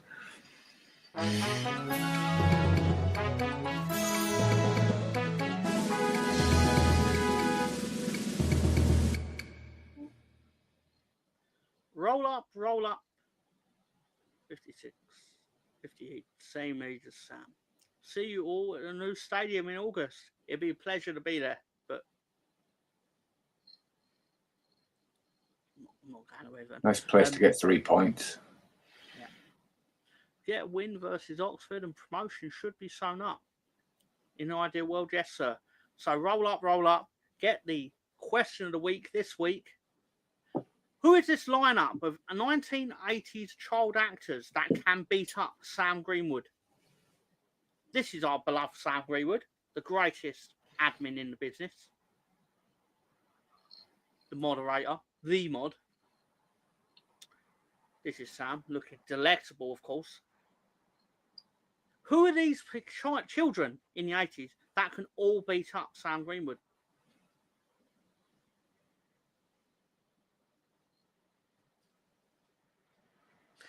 Delightfully devilish, Ben.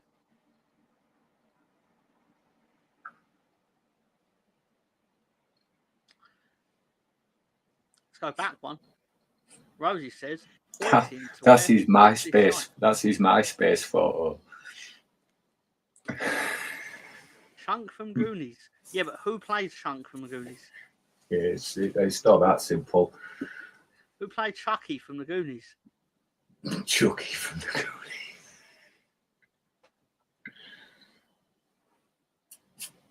You know, we're far more pedantic than that.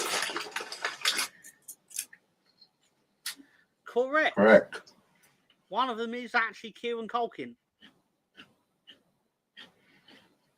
Bruce Almighty. The Wonder Years kid. I don't know who the Wonder Years kid is. Who is the Wonder Years kid? But he is, but I don't know what his name is. Correct. Ryan Reynolds. Correct. Kieran McCulkin. You got to tell me what they were from as well. Ryan Reynolds. What was Ryan Reynolds in as a child? Josh Brolin. Correct. And Fred Savage. Correct. 11 of Charlie Sheen's victims. Nice. Not for them, obviously. Fred Savage from the Golden Years. Very good. The Wonder Years. Josh Brolin, the Goonies, correct. Yeah. Josh Brolin is in the Goonies. Fred Savage, the Wonder Years, as Ben said. But yeah. Kieran McCulkin. McCulkin. In Home Alone. He plays Fuller. Where the hell is B.S. Gunner to sit here and go to his lover, Fuller, from Home Alone? Corey Haim. Is that one of the answers, Ben? Yes, is it? Yes. Is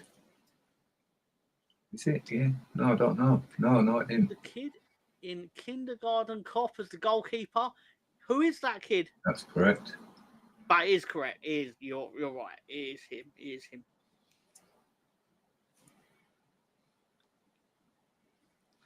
Sam, how many of these do you think you could have actually beat up out of interest? Because I've got to admit, yes. It's Annie from Annie.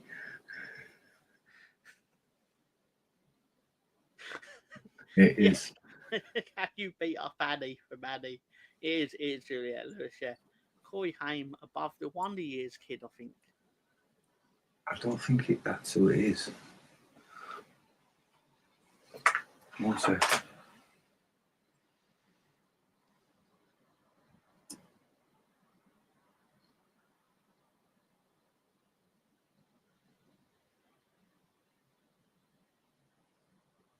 No, it isn't. I'll give you a clue. He's in Last Action Hero. Oh, that's actually one of the few of them that I actually knew. Because I love Last Action Hero. That's why he was in there. I believe you are correct there, Sam. He is correct there, isn't he? He is, yes. It's River Phoenix.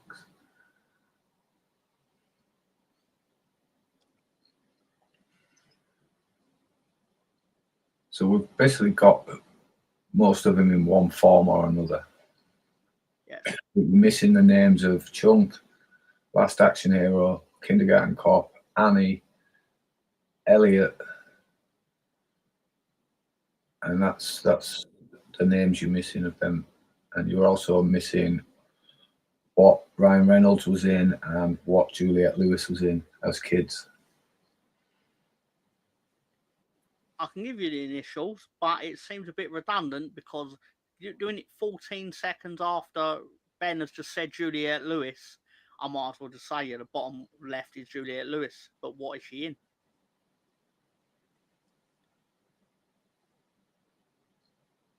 I'm not taking Natural Born Killers because she was an adult.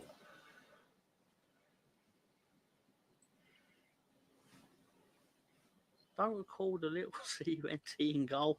Snowball in the What call it? Juliette Lewis, Rosie, keep up. Ryan Reynolds from Russ Morgan. That's Rosie. She was Ginger once.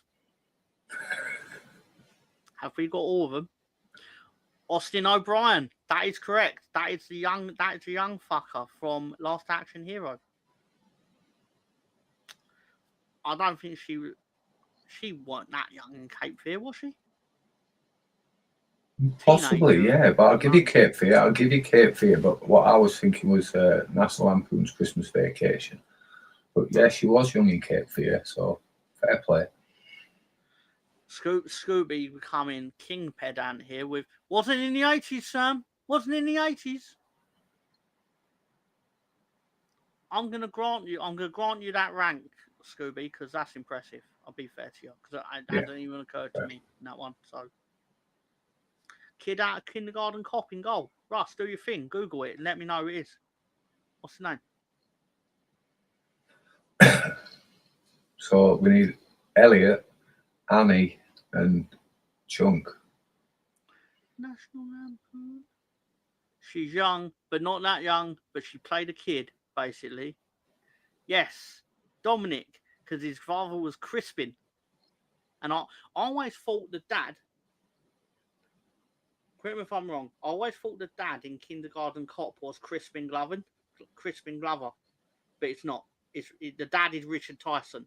And I only know that because I went so many years thinking he was Crispin Glover for Back to the Future, because they look remarkably similar. But they're not, obviously. Shush, Scooby, you scuss bucket, says Sam Greenwood.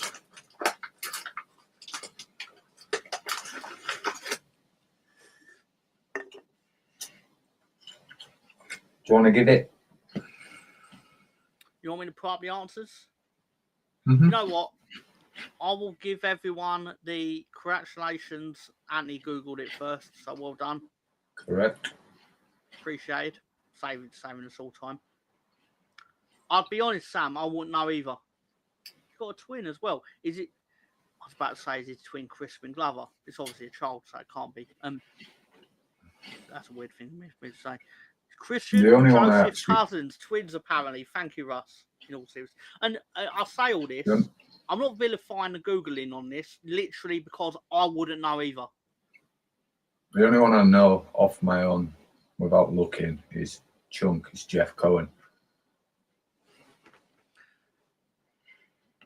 I would have known 3 or 4. No, 4. I'll say 4. Obviously, Juliette Lewis, Kieran Culkin, and Austin O'Brien. And I used to be in the army, Sam, so you could make an Action Man doll for me. lad at the bottom. I'm going to make a fucking Ben Action Man. I like the authority on this. Yeah, it's Josh Brolin, obviously, from the Goonies. I like the authority that isn't just going to make a Ben Action doll. It's making a fucking Ben Action doll. So, yeah, and for what were the right back and the centre mid in? Well, Kieran Culkin was in Home Alone. He played Fuller. Yeah, and the right back. His brother's As brother. you're looking at the right back, was in Last Action Hero. Yes. He played Arnie's son. No, tell line. He's not Arnie's son. It's Arnie's Got the like ticket. surrogate father. Yeah. He's not his son, but he might as well be because he hangs around with him for 90% of the film. He's been groomed. Yeah. I think we're missing the point. They can all beat Sam up, says Rosie.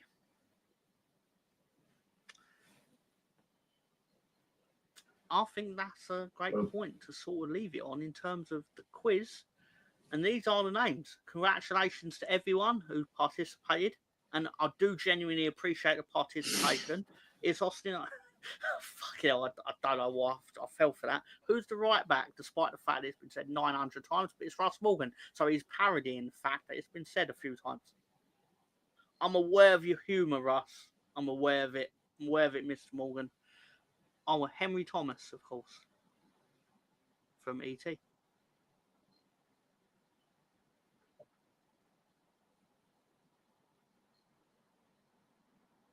Well, I'll think of something else for next week.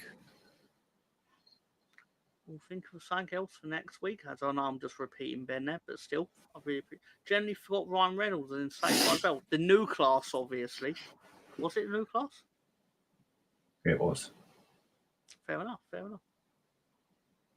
They do so many of them that I sit there and it's like, because like for us, like old Saved by the Bell would have been like Screech was still in it. He was in it till he was about 45, wasn't he? Bless him. Rest in peace, Screech.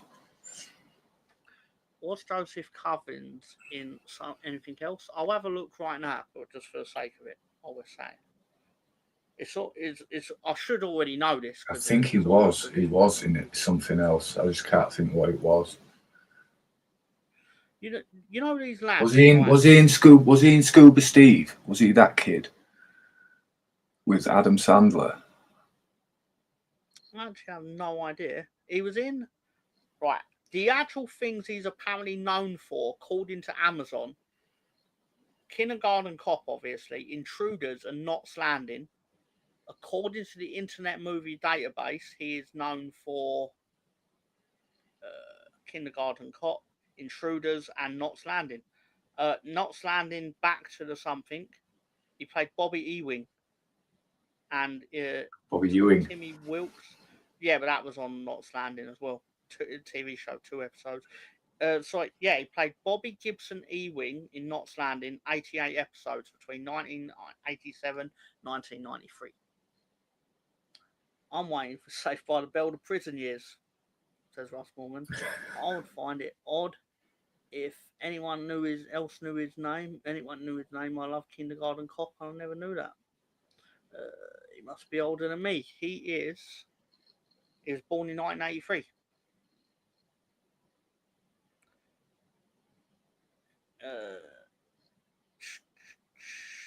He was in Critters 3, Father Dowling investigates Critters. with anyone. Fucking critters. Yeah. The Critters 3. Critters 3. Not Critters. Is that the one in the barn? One. Yeah. Fucking hell, critters. Amazing. He's 42 according to this, obviously, through the beauty of maths. And let's do some quick quotations from the film. Who is your daddy and what does he do? Boys have a penis and girls have a vagina. That's all I'm going to say. Warwick Davis was in Critters 3, I think. I'd know it. What was he, a critter? Must have been. He's 42, Rosie. He's younger than you. Yeah, he's older than Rosie. Oh, apparently he's younger than Rosie, and according to Sam, he's older than Rosie. He must have this. You should look, respect gentlemen when it comes to a woman and her age. Yeah, but he must have this corporeal form where he can both be older and younger than the same person. Depending on what suits the joke, I suppose. Oh, Russ Morgan straight in there with, damn, Rosie is old. Not very nice. Not very nice. She is, Russ. And never mind what I recommended you do with a Johnny, Rears. Is it what I think he should do with one? Go fuck yourself. I was 85. I was born 78. 78. I'm a 70s child. So, yeah, I suppose for the most part, that is basically it for our show. Also, though, these are our predictions, which you can tell what time of the season I sort of picked these. What I was thinking at the time.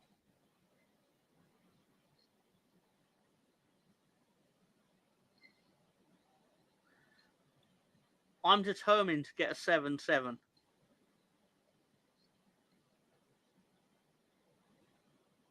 If we go up and Plymouth manage to survive, and we need the result, we don't need the result, and a draw will keep Plymouth up, I don't see why we can't play out a 7-7.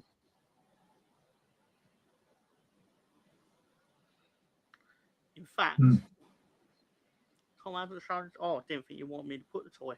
I was like, Sam did make a figure of me for some reason.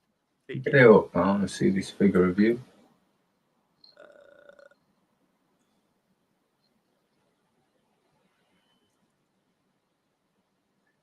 Let me try and find it.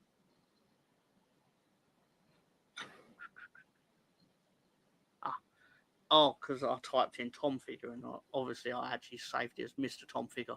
There you go. There's my figure. Yes. Maybe like a little fat dumpling. Yes, even the crisps and the Pepsi, I love it. Like I've got cancer or something, but still, that's cool. Yeah, you look like cheese and Orion flavour. A cross between Phil Mitchell and Dana White.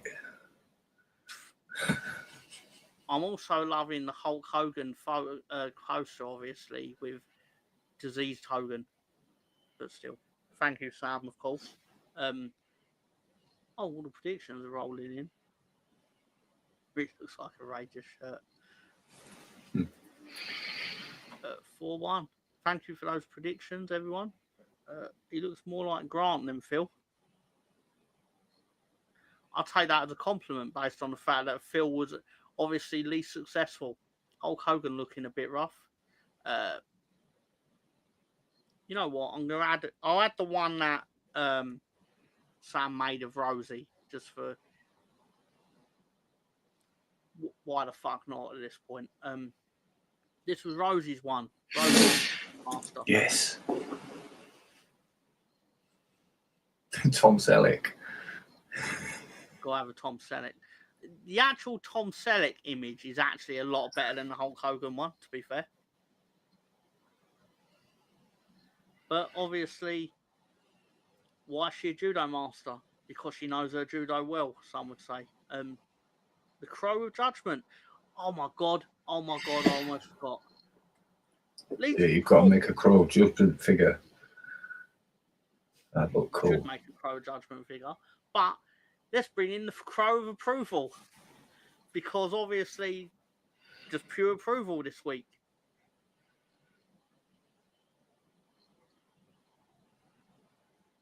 The Crow of Judgment or the Raven of Wrath. That's hands down the best one. Are we glazing over the fact you've changed the Crow of Judgment? A little bit of glazing. Pussy of Prejudice. There's a little spot on the Crow. Yeah, it's brilliant. Does anyone want me, even though there's actual no reason to do Judgment, before we go, should I just quickly put up the Crow of Judgment? Because deep down, he's our boy, and Crow of Judgment. It's like, what the fuck do you want? What does Cyril make of the Crow? Cyril and the Crow are boys. Makes sense. Cyril's quite judgmental, surprisingly. If we go up, I want to see Cyril on our show. If Leeds are promoted, Cyril will be sat. I will do the entire show sat with Cyril here. Not me in the sexual way, because that's a bit weird and illegal. But at the same time, he will sit here next to me, and I'll have to do the thing, because believe it or not, but still it'll happen. Yeah. What will we get if the Crow of Judgment and the Pussy of Prejudice shagged? That's not PG. But for the benefit of Sam Greenwood, let's just say, let's just put the thing up. I'm unaware if you're aware of the Pussy of Prejudice, Ben. I don't know if we showed that on here. I am aware of it. Yeah. Aware. I am. I thought you might be, but still. Where did this smell come from? Wrong show, Sam. My bad. We'd get the power of Crow. The power of Prejudice. He's been on the kinky juice. But obviously, let's be fair, we'll almost certainly be back next Sunday because we would have already played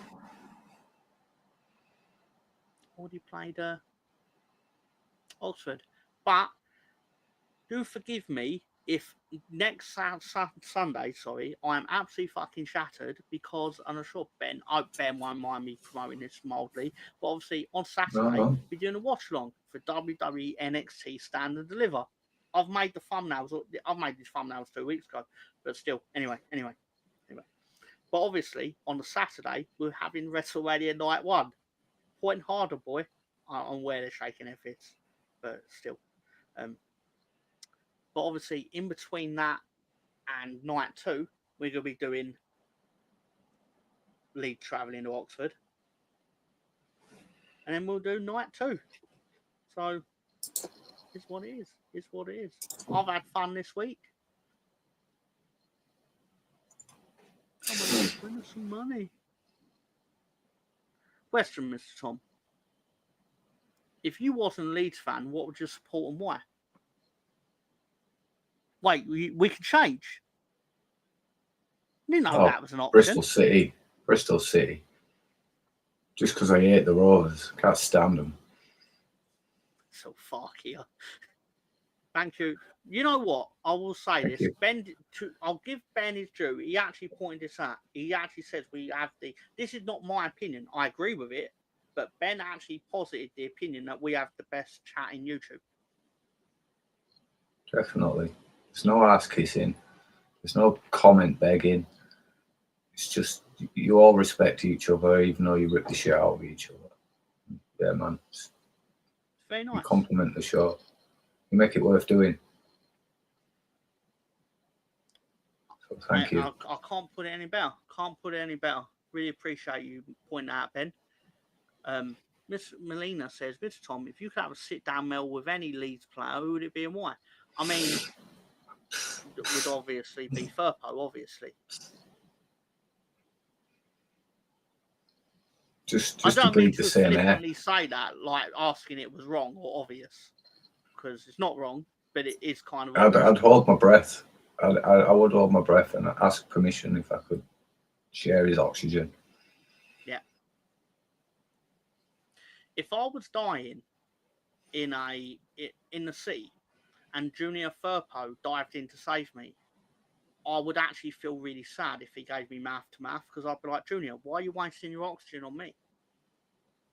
I should be asking you beforehand if you're willing to do that, even though I'm dying in the sea.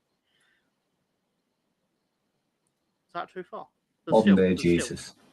Modern day Jesus. Yeah. Great, man. The chat would be good with less Arsenal fans. That's a fair point, Rosie. It's a fair point. Thank you, He drove Anthony. by me in a car. And is a great bunch of people. Said by Sam Greenwood, the man who hasn't refuted the fact that all those celebrities will whoop his ass. I would.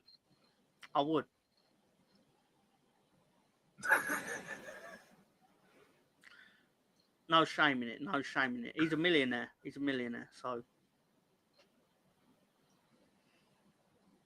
have you ever been close to a millionaire? I'm gonna, if I see it, I'm gonna tell him if he needs to bet and get away with it, that there's a little shop in London where he's 100% safe to make any bets on anything that he wants. The cameras will be turned off. Tom, he's done worse for less. I certainly have. Tom, really important question. We'll make this the last thing. Rosie, please type out the question. We'll do the thing, and then I'm going to go to bed. Got work tomorrow. So, yeah. Arsenal fans, keep the show going, Rosie.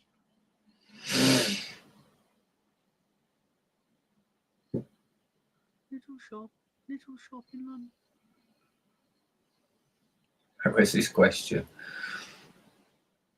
Sorry. Why not?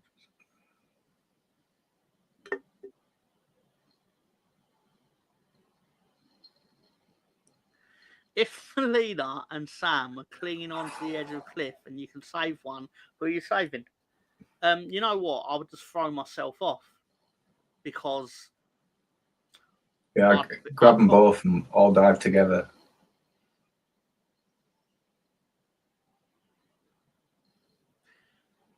I would ask you the same question, Rosie, but I wouldn't want to upset Sam by having you have to type out that you wouldn't save him and kick him off. What kind of questions that? No, you must save one. It's, you know what I think? On that bombshell. You had Culkin. No, because you had Culkin up there, and he's in the, I believe he's in the movie The Good Son, where it actually ends up with him and the, was it Kieran? Elijah Wood. They were being held up on a cliff with their mum. Something like that. But obviously, Culkin didn't do too well in that choice. There's only one range. No, if Sam was gentleman, he'd jump. But that remains to be seen. Rosie deserves punishment for calling me wallpaper. And the last comment, well, I promise I'll end the show. There's only one Rangers show on YouTube. It's been going 5 years now. It's only got one sub, and it's Rosie. It's not the biggest mystery in the world. Yeah. I like how he posited it like as a big mystery, and then just went, yeah, oh, fuck it, it's Rosie. But that being said, Arsenal are the mangy strays of the dog world. I'm not going to refute that. So all I am going to say is have a good night, everyone. I've got the crow of approval calling you a wallop. Rangers are the Shrewsbury FC of football. I'll keep reading this out, otherwise, so I better go. Have a good night, everyone. Have a good night, everyone. Thanks again. See you soon. Leeds.